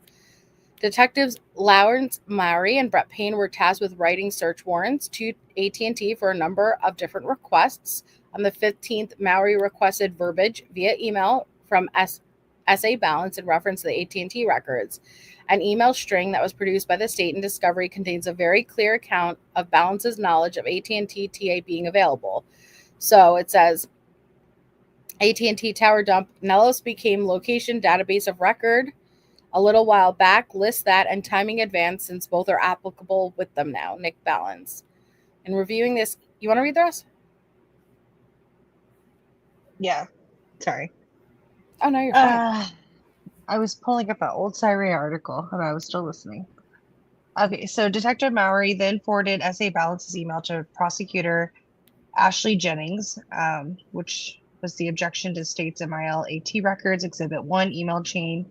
Detective Mowry was informing prosecutor Jennings of the availability of AT&T timing advance reports and requesting it being added to the warrant. In reviewing the AT&T search warrants that were produced over the next few days after this email chain, all of them contained specific verbiage requesting AT&T timing advance reports just as recommended by SA Balance.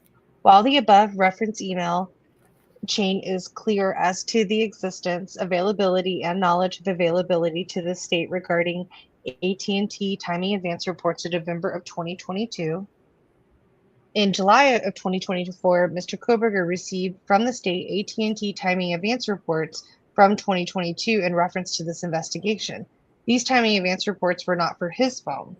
The state turned over 3 separate AT&T TA reports. All 3 reports contain AT&T TA data from November 2022. In the earlier phases of this investigation, law enforcement identified 3 AT&T phones of interest. 2 belonged to the deceased, and the third belonged to a person of interest whom law enforcement was investigating as a suspect. Detective Mowry authored an affidavit in support of a search warrant to AT&T issued on November 16, 2022, that demanded the AT&T TA records for these phones. All 3 TA reports were produced by AT&T and are currently in the state's possession. The timing advance report the state disclosed on other phones is what Mr. Kohberger has sought relating to his own phone record. He requested the report through discovery and during a motion to compel. Mr. Kohberger is aware and will provide testimony in support that the AT&T timing reports currently in the state's possession were not provided to the state by AT&T GDLC. The reports were produced through another compliance unit with AT&T through the FBI's close relationship with AT&T. Mr. Kohberger posits that relying on GLDC stating that they did not provide timing advance reports in 2022 misses the issue at hand. Throughout the discovery process, the state has provided different explanations about timing advance report availability, but always claiming it was not in their possession. The state obtained search warrants in December 2022, where the state sought AT&T timing advance reports from Mr. Kohberger from November 2022. The search warrant for Mr. Kohberger's phone data contains identical verbiage as was used requesting timing advance reports and warrants issued for other AT&T phones in November 2022. The same process of serving the warrant was also followed. In Moscow PD obtained the warrant, provided it to FBI senior analyst Nick Balance, who then provided it to AT&T.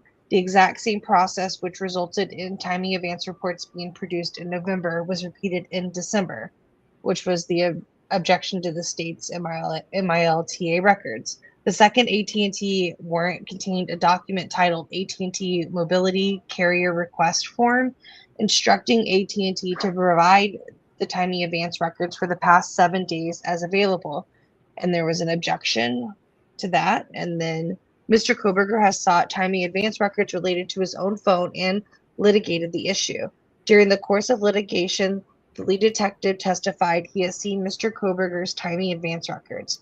Mr. Kohberger has documents produced with search warrants that instruct AT&T to provide the timing advance data. Discovery documents contain emails about including that request in search warrants because it was available. Mr. Kohberger provides those documents as exhibits. In conclusion, Mr. Kohberger has a right to confront the evidence in the case against him. His constitutional protections means he must be afforded a full and fair opportunity to cross-examine the state's witnesses. AT&T TA reports are available. The state has produced these reports that were prepared for GLDC, produced them for law enforcement. The reports relating to him exist, yet the state has not produced them. So the state now seeks to limit its cross-examination and their lack of disclosure by hiding behind half-truths. Mr. Kohberger must be allowed to explore the state with withholding the evidence. That's interesting because I remember that hearing. Yeah. Yep. And it is interesting, and Harlot makes a great point, like if they have others, like it's interesting, like, well, why wouldn't they have his? Like it seems like a very important, and absolutely it's a very when it's that precise, it is very important. But yeah, they haven't responded again yet. But I am very interested to see that response. But sometimes it's hard to understand all of the terminology and the way that they explain it. And me, definitely more of a visual listener. Like I like to see in the courtroom them explain it because it's a lot easier sometimes than reading it on paper. But I would be curious to know what makes him different. But I'd have to kind of go back to the original and read through it to see what it said. Mm-hmm. Okay. me see. I think I'm going to do one more. So let me go with this one. Okay. One or Which two. one? So this is the inflammatory evidence. Okay. State's response to defendant's motion in limine. And this was the first motion in limine. And it says, unfortunately, Kohberger does not specify what potential evidence. Okay, so just remember what inflammatory evidence is. Like, exceptionally inflammatory is like, hey, like specific photos, repetitive photos, maybe of like, let's say, one specific room with two victims in it, and like if it shows, or no, the example they had given is body cam footage worn, right? If you're already admitting one, there's no reason to necessarily admit two other body cam footage officers in. It's just, it'll be overdoing it, and it could become inflammatory. You know what I mean? Yes, Mom Silk. The trial will be starting August and last at least through November, but I expect it to go at least to December. So Kohberger does not specify what potential evidence he is objecting to as exceptionally inflammatory, nor does Kohberger define exceptionally inflammatory. That said, this is an appropriate opportunity to review the applicable standards. In the second paragraph on page 2, Kohberger's instant motion, he lists 3 cases purportedly relating to inflammatory evidence, including testimony evidence: State versus Phillips, State versus Babb, State versus Ellington. However, on review, these cases seem to pertain to allegations of prosecutorial misconduct in closing argument intended to inflame a jury. The state respectfully submits that when it comes to allegedly inflammatory evidence, the proper analysis is under State versus Levitt and its progeny. In Levitt, the Idaho Supreme Court addressed color photographs of a victim's corpse being minted into evidence. I kind of want to read that though. So in that case, the defendant next asserts that the trial court erred in 3 evidentiary rulings. The defendant first asserts that error was committed when certain color photographs of the victim's corpse in an advanced state of decomp were admitted into evidence. So the court dealt with the need to balance the probative value and relevance of such evidence against resulting prejudice to the defendant. Okay, so in that case, although the photographs were admittedly gruesome in nature, clearly they were necessary to show the nature of the crime and the type of the wounds inflicted upon the body. Jury is entitled to have an accurate picture of all circumstances, and although such information may be gruesome in nature, it is necessary to make an intelligent fact-finding decision. Since the photographic evidence is relevant, there's no objections on the basis that it could be presented in a somehow less graphic way. So here, and I mentioned this as an example also, it was during what's her name's hearing, Megan Boswell. Oh, okay. I thought you were saying Leilani's. Leilani, they did it also as far as the photographs. They left certain ones out, and they wouldn't even let the juries have binders because it was in an inflammatory way. But then also Megan Boswell, the medical examiner, said we have to leave this photo out.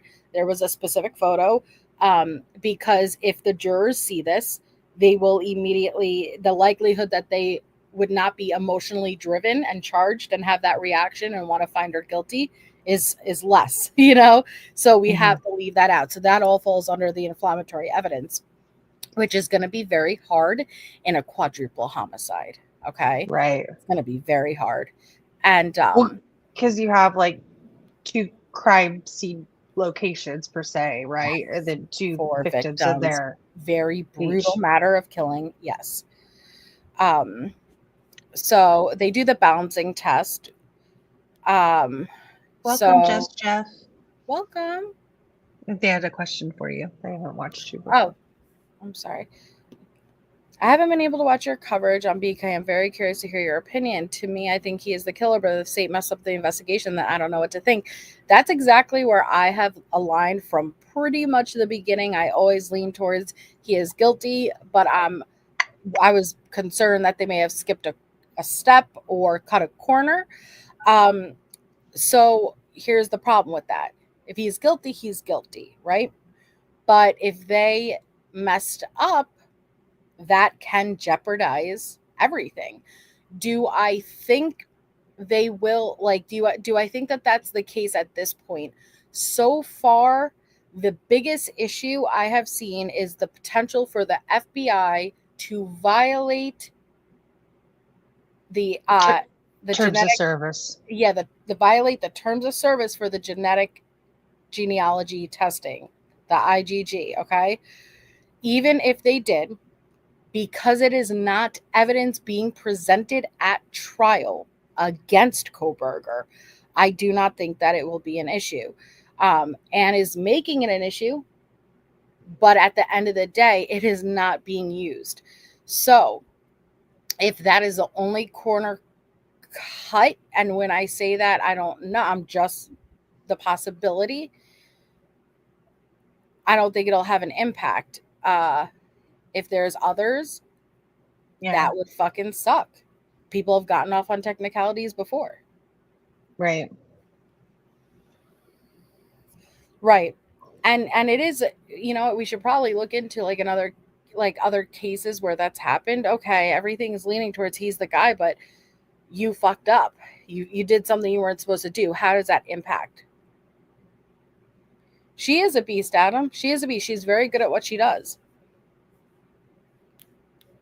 Yeah, I mean, there's definitely some out there. But I'm one that I believe Richard Allen is factually innocent. It's a whole nother debate. I know. Well, don't get me started on Karen Reed either. I'm already in that one. So it says, again, in his instant motion in limine, Kohberger fails to specify what potential evidence he is objecting to as irrelevant and unfairly prejudicial photographs, testimony, and other exhibits as page 1. You know what? I think that this is also a great argument because you have Anne over here saying, hey, state, you're not pointing us specifically to what you're going to use with the DoorDash, with the AT&T, with the this, with the that. You need to tell us the same way that, hey, you're trying to say it's inflammatory. What specifically is inflammatory? They're kind of going back and forth with the same argument, Right. So it says, additionally, although Kohberger refers to the phase especially inflammatory, he fails to define and provide authority for such a characterization. As seen above, the analysis for the court is a balancing test under IRE 403, which favors admissibility and provides for exclusion only where the probative value is substantially outweighed by prejudice. State requests that the court deny Kohberger's instant motion with the understanding that the applicable legal standards are as outlined above, and is incumbent on the defendant to specify what actual evidence he believes the court to be prohibited. So what's also interesting to me is, again, this really is not what I am seeing coming from Anne. And as much as she is doing a phenomenal job, I will say she's doing a phenomenal job. She is fighting it tooth and nail. Mm-hmm. But I have seen really nothing as far as black and white that shows really Kohberger was not there, and anything that is solid that even points in another direction. Just a bunch of arguments about picking and poking holes in the state's evidence and having no evidence of their own so far. And that is what I would anticipate when you're dealing with someone who's guilty. Right. That's exactly what I would anticipate when you're dealing with someone who is guilty. Just poking holes in the evidence. There's so much stuff here, girl. I don't know where you want to go. I think I will have you read the last one, and let's do the terms, because I've been waiting to do this. Oh, this is a little one. I wanted to see what the state's response to the term psychopath or sociopath. Okay. Let me write this down. And psychopath. Yes, Mallory, you can easily fall down some rabbit holes. But I think to be somebody who's seeking truth and facts, like, you got to be open-minded and lead where the evidence takes you. Ow. All right, ready? I am ready, because I'm very curious about not only this, any derivative of the term murder, which did we go to? Yeah, we already did that one for the response. But any derivative of the term murder, and I've been waiting to see this one because it's just, it's very interesting what you could try to argue. Like, she is trying to argue anything and everything, which is good, but like, it's interesting how you can make those arguments, that hey, like, I don't want anything mentioned about this because XYZ. Like, why? Like, you could argue so many different things. Right. No, you sure can. I mean, I think it says a lot. And Jordan says the fact they're not even looking in another direction tells me that they're sure they got the man. Yeah. And okay, put it this way. If they were even concerned in the slightest, I would anticipate a plea deal to be offered. I don't think the state's going to offer a plea deal. The state's not going to offer. They said they have enough to bury him. All right. We're going to get started on this one. All right. So the state's response to the defendant's motion in limine in the use of terms of psychopath or sociopath. Oh, like the movie? Or no, what was that movie? Was it Psycho or whatever? Where he's wearing like the white shirt and okay, sorry, I was thinking. American Psycho. All right, sorry. Comes out of the state of Idaho by and through the Latah County prosecuting attorney and responded to defense motion in limine regarding the use of the term psychopath or sociopath. The Kohberger asked this court to exclude the use of words psychopath and sociopath during the trial. The state has no plans to use the words psychopath or sociopath during the trial based on the current record. The state notes, however, the defense recently put the defendant's mental health at issue. As a result, the state may move to have Kohberger examined by its own expert. Yes. If such an examination takes place and reveals any additional information about Kohberger's mental health, or the defense asserts additional information regarding Kohberger's mental health, the state reserves the right to use that information to the extent it is relevant and admissible on the issues of guilt or punishment. We are, Dudley. We are. We're paying for her. Yeah. Anne's court appointed. And do you have any idea how much money is being put in? No. Okay, I gotta do at least one more. This is why I never sleep, man. Okay, because I've been trying to, like, in the last week and a half, I'm like, I'm gonna keep my lives a little bit shorter because sometimes I could go for a long time. I know. But then once I'm in it, I'm like I was just a little bit more. I get. I was trying to keep 2-hour limits, but it's so some lives are easier than others, but with this, when there's so much, man. Ugh. Well, it's like each document's just peeling the onion layer. What's next? What's next? And you wait for so long to get fucking answers.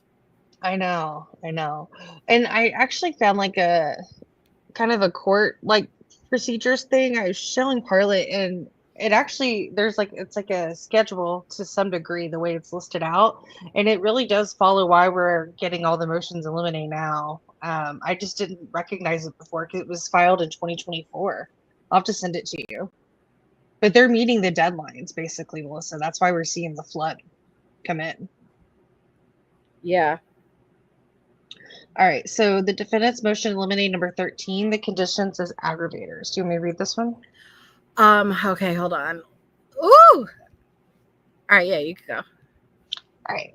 Comes out in the state of Idaho by and through Latah County prosecuting attorney and responded to Kohberger's motion in limine regarding the state's use of defendant's autism during the penalty phase of the trial. Kohberger asked this court to prohibit the state from asserting autism or any symptom of the autism as an aggravating factor that would support imposition of the death penalty.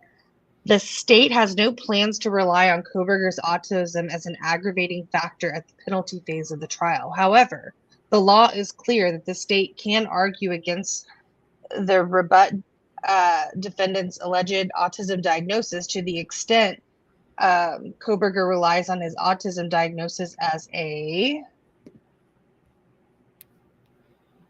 mitigating factor. Thus, the court should deny his motion.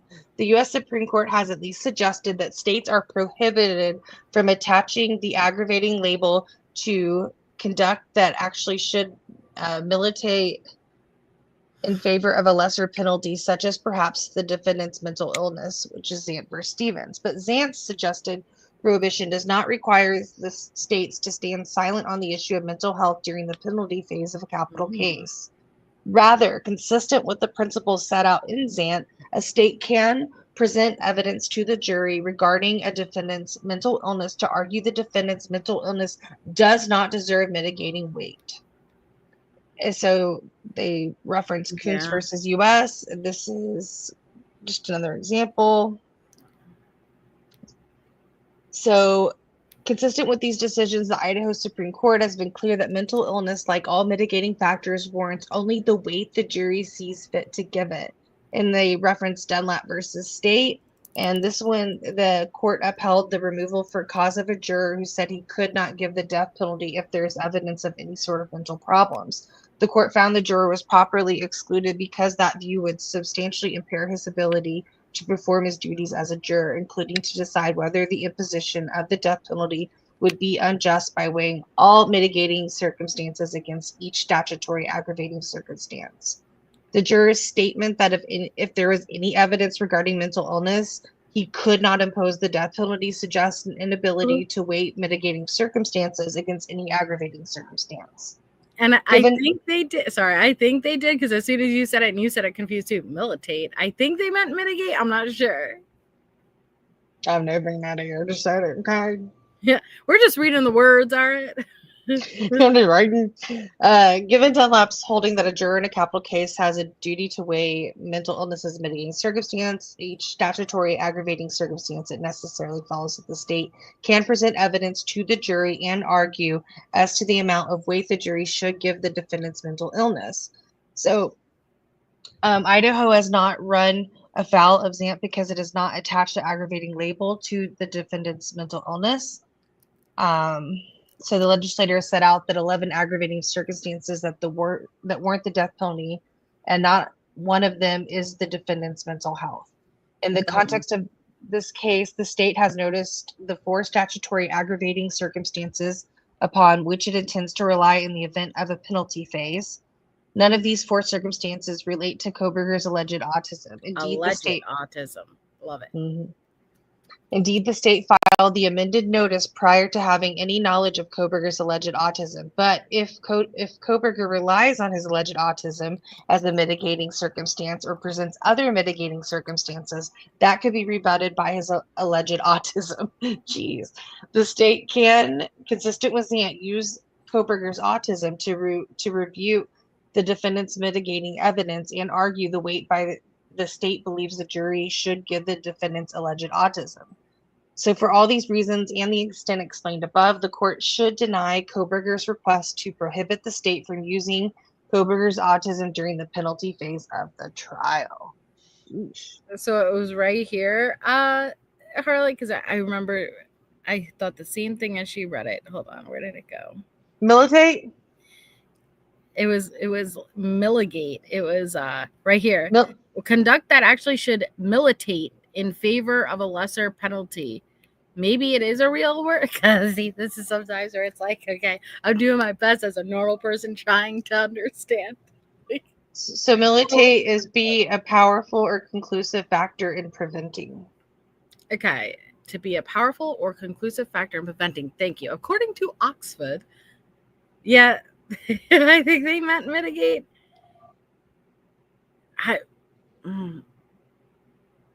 Maybe not. I don't know. I don't know. Everything's so repetitive. That is what's hard about these documents, is especially when they're responding back and forth. It's so that's what I'm saying. Actually, it does make sense. Conduct that actually should be a deciding factor in favor of a lesser penalty. If militate means deciding factor. To be fair, I never heard the word militate before, but I have mitigate. I'm gonna militate or mitigate. They went hard on the Merriam-Webster on that one. Somebody was doing the thesaurus when typing this. Yeah, right.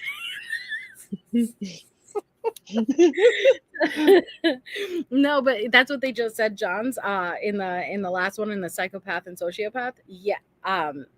Yes, they will have their own experts do their own evaluation absolutely, especially if he's been only diagnosed by defense's expert. And I know I use Tisha as an example, but only because it's always in the forefront of my mind. And I feel like at least people on this channel will be familiar. And I like to use an example people will be familiar with.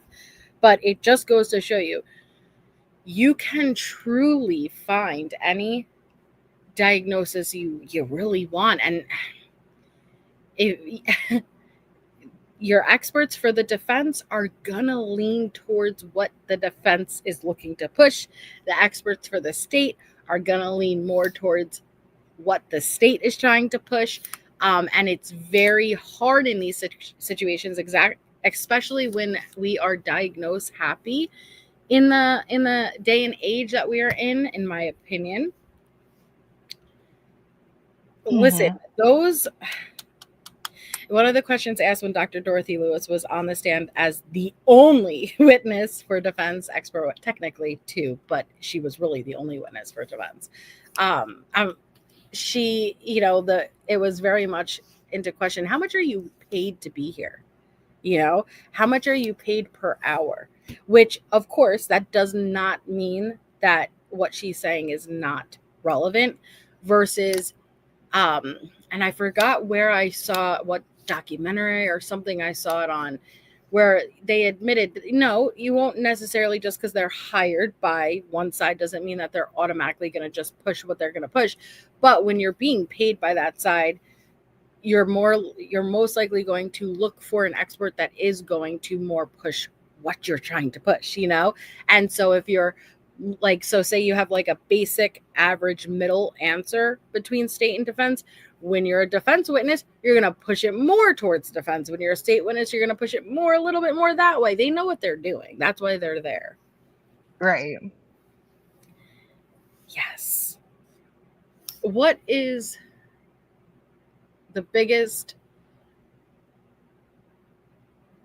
sitting on your mind the most from what we have gone through the last couple of weeks so far? What's sitting on my mind the most? Yeah, like what's in the forefront from what we've learned so far?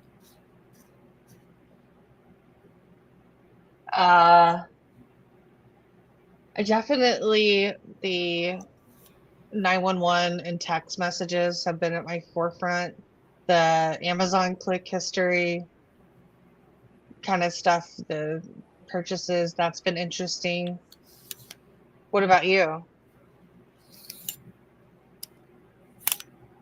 I don't know, that's probably like not like a whole great list, but it's just like anything and everything I want to like read, and take in. I feel more certain than ever that Bryan is the right guy. The more that's coming out, the more comfortable I'm feeling with that. But I think what's coming out as far as the little details with being awake prior to 4 a.m., going down to Bethany's room, being up earlier in that morning and still not calling in the activity we see on the phone, I think that is going to only fuel more speculation. And I wish that wasn't the case, because what I feel like is every time we get a little bit that, ooh, that's damning, something also is coming out that it's like, ooh, well, hey, that's not exactly what we thought happened. And that's causing a bit of an issue. And I do have some questions as far as them being up that whole morning. I did not know that. It was hard enough, Shay, to convince myself, okay, you went to bed, convince yourself you went, and then you woke up, but the more that's coming out, I'm like, oh, like it's making it harder and harder for me to understand the actions. And when I say that doesn't mean that there was any involvement or I'm trying to blame, versus I just don't understand that. Right. There's more to it, and I will understand.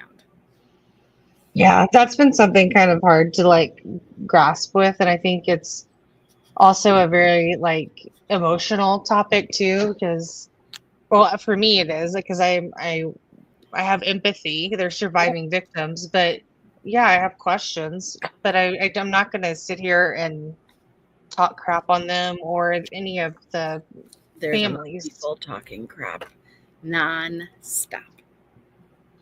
I mean, yeah, it's just sad. It is. And what do you think about Steve coming out and doing a lot of interviews right now? You think he feels happy that, wow, I have been sitting, because that's what I kind of took from that Banfield interview that I watched, is that he's been sitting with a lot of information and watching the crazy speculation, bam, bam, bam, bam, go crazy, and not being able to share it. And now that it's finally coming out, he's like a weight's being lifted. Yeah, I mean, I think they're also finding out stuff too as court documents are being released, Yeah, things they that are. were further. Yeah, so I do. I mean, I think that, he's a voice for his child, and, Mhm. he wants to talk about it. He wants justice. And, he's always said that, like, if, the state's messing up, like, expose it, bring everything to light. And I do think he advocates for that. But I also know when I'm watching him, like, I know he doesn't speak for all the other families. And No, he does not. I respect, his position. I don't judge him. I feel pain. I feel pain for him. I feel paid for all of them. And I love that, and that's the last question I'll ask for tonight, because that's a great question. Who do you think? And we can, to be fair though, oh sugar, we can't even answer because who fucking knows?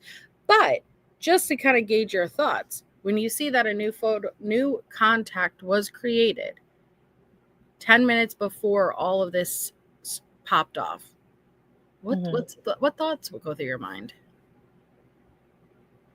I just thought that maybe like she met somebody earlier in the day or night, and she just hadn't saved down the contact number in her phone, like they texted or called or something.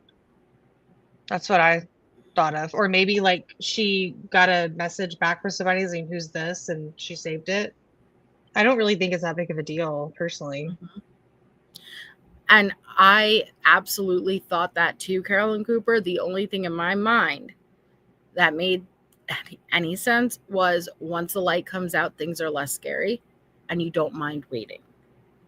Right. But the issue that I had with that was like the lack, but maybe it doesn't. I anticipated to see more calls, but who knows what the Snapchat, Instagram, who knows what was happening on that side of things. And I just to let you know, liar, I'm not literally paying Ann. Well, I am, but like I think you took what I said as like I'm literally myself paying Ann. I meant the taxpayers. Like we are, not we on this channel are. The right? Idaho Right. taxpayers. Well, yeah, like just taxpayers, right? You're paying towards the defense. Right. Oh yeah, misbehaving. I don't have any idea who it was, but it doesn't seem like it was a big deal to me. I think she could have fallen asleep right after and been woken up 8 to 16 minutes later. You're right. Like when we want to Marcus plot twist. Oh shit. No, who's saying that? And none of that. A new contact being added. No, Whitcomb released it. They owned up to releasing it. Now how it got to creators first, I don't know, but Whitcomb released it. We read it. Yes, correct. Exactly. They don't have a choice. Liar slayer. Like they don't have a choice. That's what I'm trying to say. Like that's like, I don't like paying for certain things in my taxes either. I don't really have a choice though. It goes where it goes, right? I mean, the one rabbit hole that'll that still is shocking to me is how much emergency money was granted to the university. And Yeah. I don't think it's conspiracy about the deaths of the 4 students, but I think that they made money off them. And I think it's a little unfortunate. That's not true. Silver Fox, please educate. And I've asked myself a lot of questions. But dude, we got past Kopaka 2 years ago. Like I think you need like a piece of cheese, a cup of chocolate milk, and to like go unplug respectfully. I went to that channel, Shay, that you said this is the channel. I went there and I looked at that comment section. I didn't even watched the video yet. And Yeah. that comment section was filled with so much basic facts wrong. And I'm like, oh my God, do people even go and educate themselves and look, or do they just watch these types of channels and then believe what the channels say and then take that information? And no wonder you think there's some fucking big ass conspiracy, because you never went and looked for yourself to make sure the channel that you're watching is pushing out the right information. Right. Were you given it by the family? Hey, Daniel. I'm aware that it was no, it's not that it was no longer under seal. They never got an answer. And Whitcomb took it upon themselves to say that it was okay because the transcript was released. That's technically what that happened. was according to KLTY's, I guess it was their litigation, was it right? Liability firm. Yeah. They determined they never got a response back whether or not they fell under that. I didn't see anything in the recent filings about it being called out either. I was looking too. I expected to see Anne jumping on that maybe, but I haven't yet. But who knows? It may pop up soon. Maybe it happened already and it's just not on the docket yet, or on the site yet. Yeah, I did. But there's a lot of channels that have popped up since we covered this more frequently. Mm-hmm. And there's a lot of misinformation out there and a lot of conspiracies. A lot. And it's hard to find places to go where you're like, okay, are you reading from facts or are you just going off source rumors that we've heard 2 years ago, recycled? And that's what I'm saying. The comments that I saw underneath this video, I was like, wow. And it's honestly terrifying. And yeah, John Customs, I said the same thing at the beginning of this live. It's crazy how much Ashley got wrong. It honestly, it was triggering as a viewer to watch her mix up victims' names and who was even deceased. It was bad. And she didn't even know that Dylan went down to Bethany's room. I felt so bad for Gray trying to correct her because he was actually, and she's like, so, thank you so much for coming on. And he's like, okay. I caught his live stream that night afterwards and he was stuck on it and I felt for him because he knew, he's like, just listen. It must, when you're already dealing with, that would give me anxiety to deal with hey, we're on a specific time. We got to cut you off at a certain point, and then you're like, what are you going to correct the host on her? That's such a big thing, which he tried to do, but it is uncomfortable. I can imagine it being uncomfortable. Well, Ken Maines, the cold case detective, he 2 years ago, I think he did a segment with Danfield, if I'm correct, and he got cut off short and he was real upset and went live about it too. And he's like, just because I don't agree with you. And I think that's interesting. I wonder sometimes if they truly cut them off, I'm sure that they do. But Ashley has someone in her ear. You should know. Yeah, but I mean, perhaps listen, and people wonder why haven't aliens come? Dude, would you? I am concerned for humanity.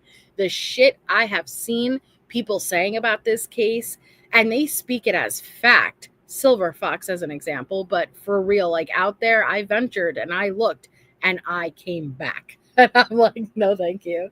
That is crazy. But if you're gonna think he's innocent, which is fine, but please don't do what Silver Fox is doing. Come with receipts. Hey, I'm leaning more towards innocent, and let me tell you why. Look at this document. Look at this right here, right? In this court hearing at this timestamp, you're going to hear this. Does this make sense to you, right? This is what's pointing me in that direction. Never does that happen. All that happens is a bunch of, oh, you're not smart enough to see it. You're not woke, right? Your eyes aren't open. You know, like, I'm sure you thought the magic bullet theory was true too. No. Like, yeah. And where were you when they tore down that house? Were there any tunnels? No? Okay. You know. Did Pablo Escobar jump out of it? Are they at the Linda Lang dumpster? Yeah. Like, is there a sunroof on Kohberger's car? Like, oh my God. It's a lot, but all right, I guess we'll pick our next day and we'll continue to go through these. And like, part of me is like, okay, slow down. Don't drop anymore until we catch up. But then the other half of me is like, keep on dropping, you know, like it's so much. That's the thing, Harlot. They won't even point you in a general direction. Anytime you ask a direct question, it's nah, you just dumb ho. I'm sure you think, you know, like just stop, okay? I'm open to it, but you gotta at least have the receipts and point it out. Show me, not just some big conspiracy. I was staring in the clouds and a seagull whispered to me that Bryan was sleeping in the park. Yeah, of course. You know? Yeah, they're here to be chaos. But thank you, Shay. Thank you, Harlot, and all the mods. You guys are absolutely amazing. And we will come back on in another couple of days and we'll keep doing. Oh, we're going to keep going. Like I said, we've been here from day one and we're going to see this through. We're going all the way to trial, so don't worry. Yeah. Thank you, Liar Slayer. I bet you put money on his books. Oh no, don't you dare. No. Has anybody tried to get him? He's on the app. At first he was locked down. You could not like message him. Now I think he is active. But whether or not you can reach out to him and message him, I don't know, because I think he is on like a security thing where it's not just anyone can. Mm-hmm. I'll have to go and double check because I don't even remember off the top of my head. That would make sense. Bryan wives. We don't need that next, okay? Please no. Yeah. Point your love for choosing violence tonight. Well, and that's what I don't like, Tiffany, because there are a lot of things that are cover-ups and conspiracies. And I'm not saying, hey, there's nothing wrong about this case. I'm not. But I'm just saying you don't need to go so far off the deep end, man. Who put money on his book? Good night, Chief. But yes, we'll be back on another couple of days. We'll continue going through this. So thank you, Shay. Thank you, everybody. I hope you all had an amazing weekend. Thank you, Chelsea, for 7 months. Hi, I'm Jay, popping in for my monthly shout-out smirk. Thank you so much. It's lovely seeing you. All right, I'm hopping down. Good night. Bryan Brides or Bryan Broads? I like Bryan Brides. I don't want to like it, but like, I like that. Bryan Brides. Oh, God.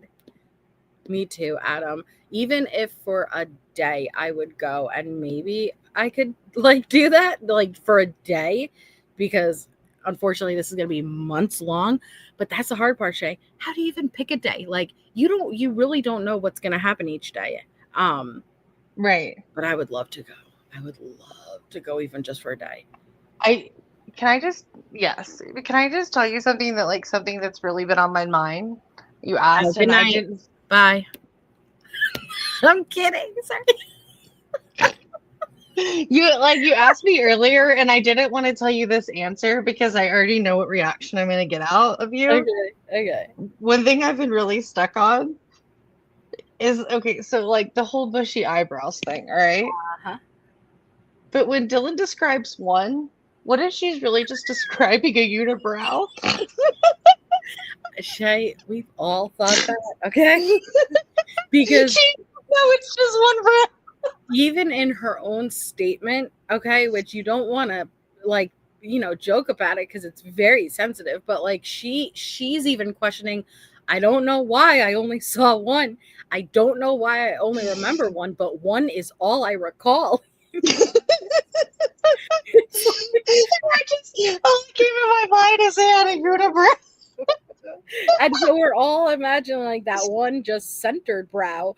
But I think it's because from her doorway and where he would have been walking a little bit more towards the kitchen, she caught more of, yes, head on, but more of just the profile, like side turned, and with the shadow and stuff, it's probably just that one eyebrow that was visible. No, don't you ruin it. It's a unibrow. Okay, it's one hot caterpillar. One hot caterpillar. Yeah, one hot caterpillar. Okay, good night. Good night. Good night. Good night. Good night. Good night, everyone. I'll see you guys tomorrow. Bye.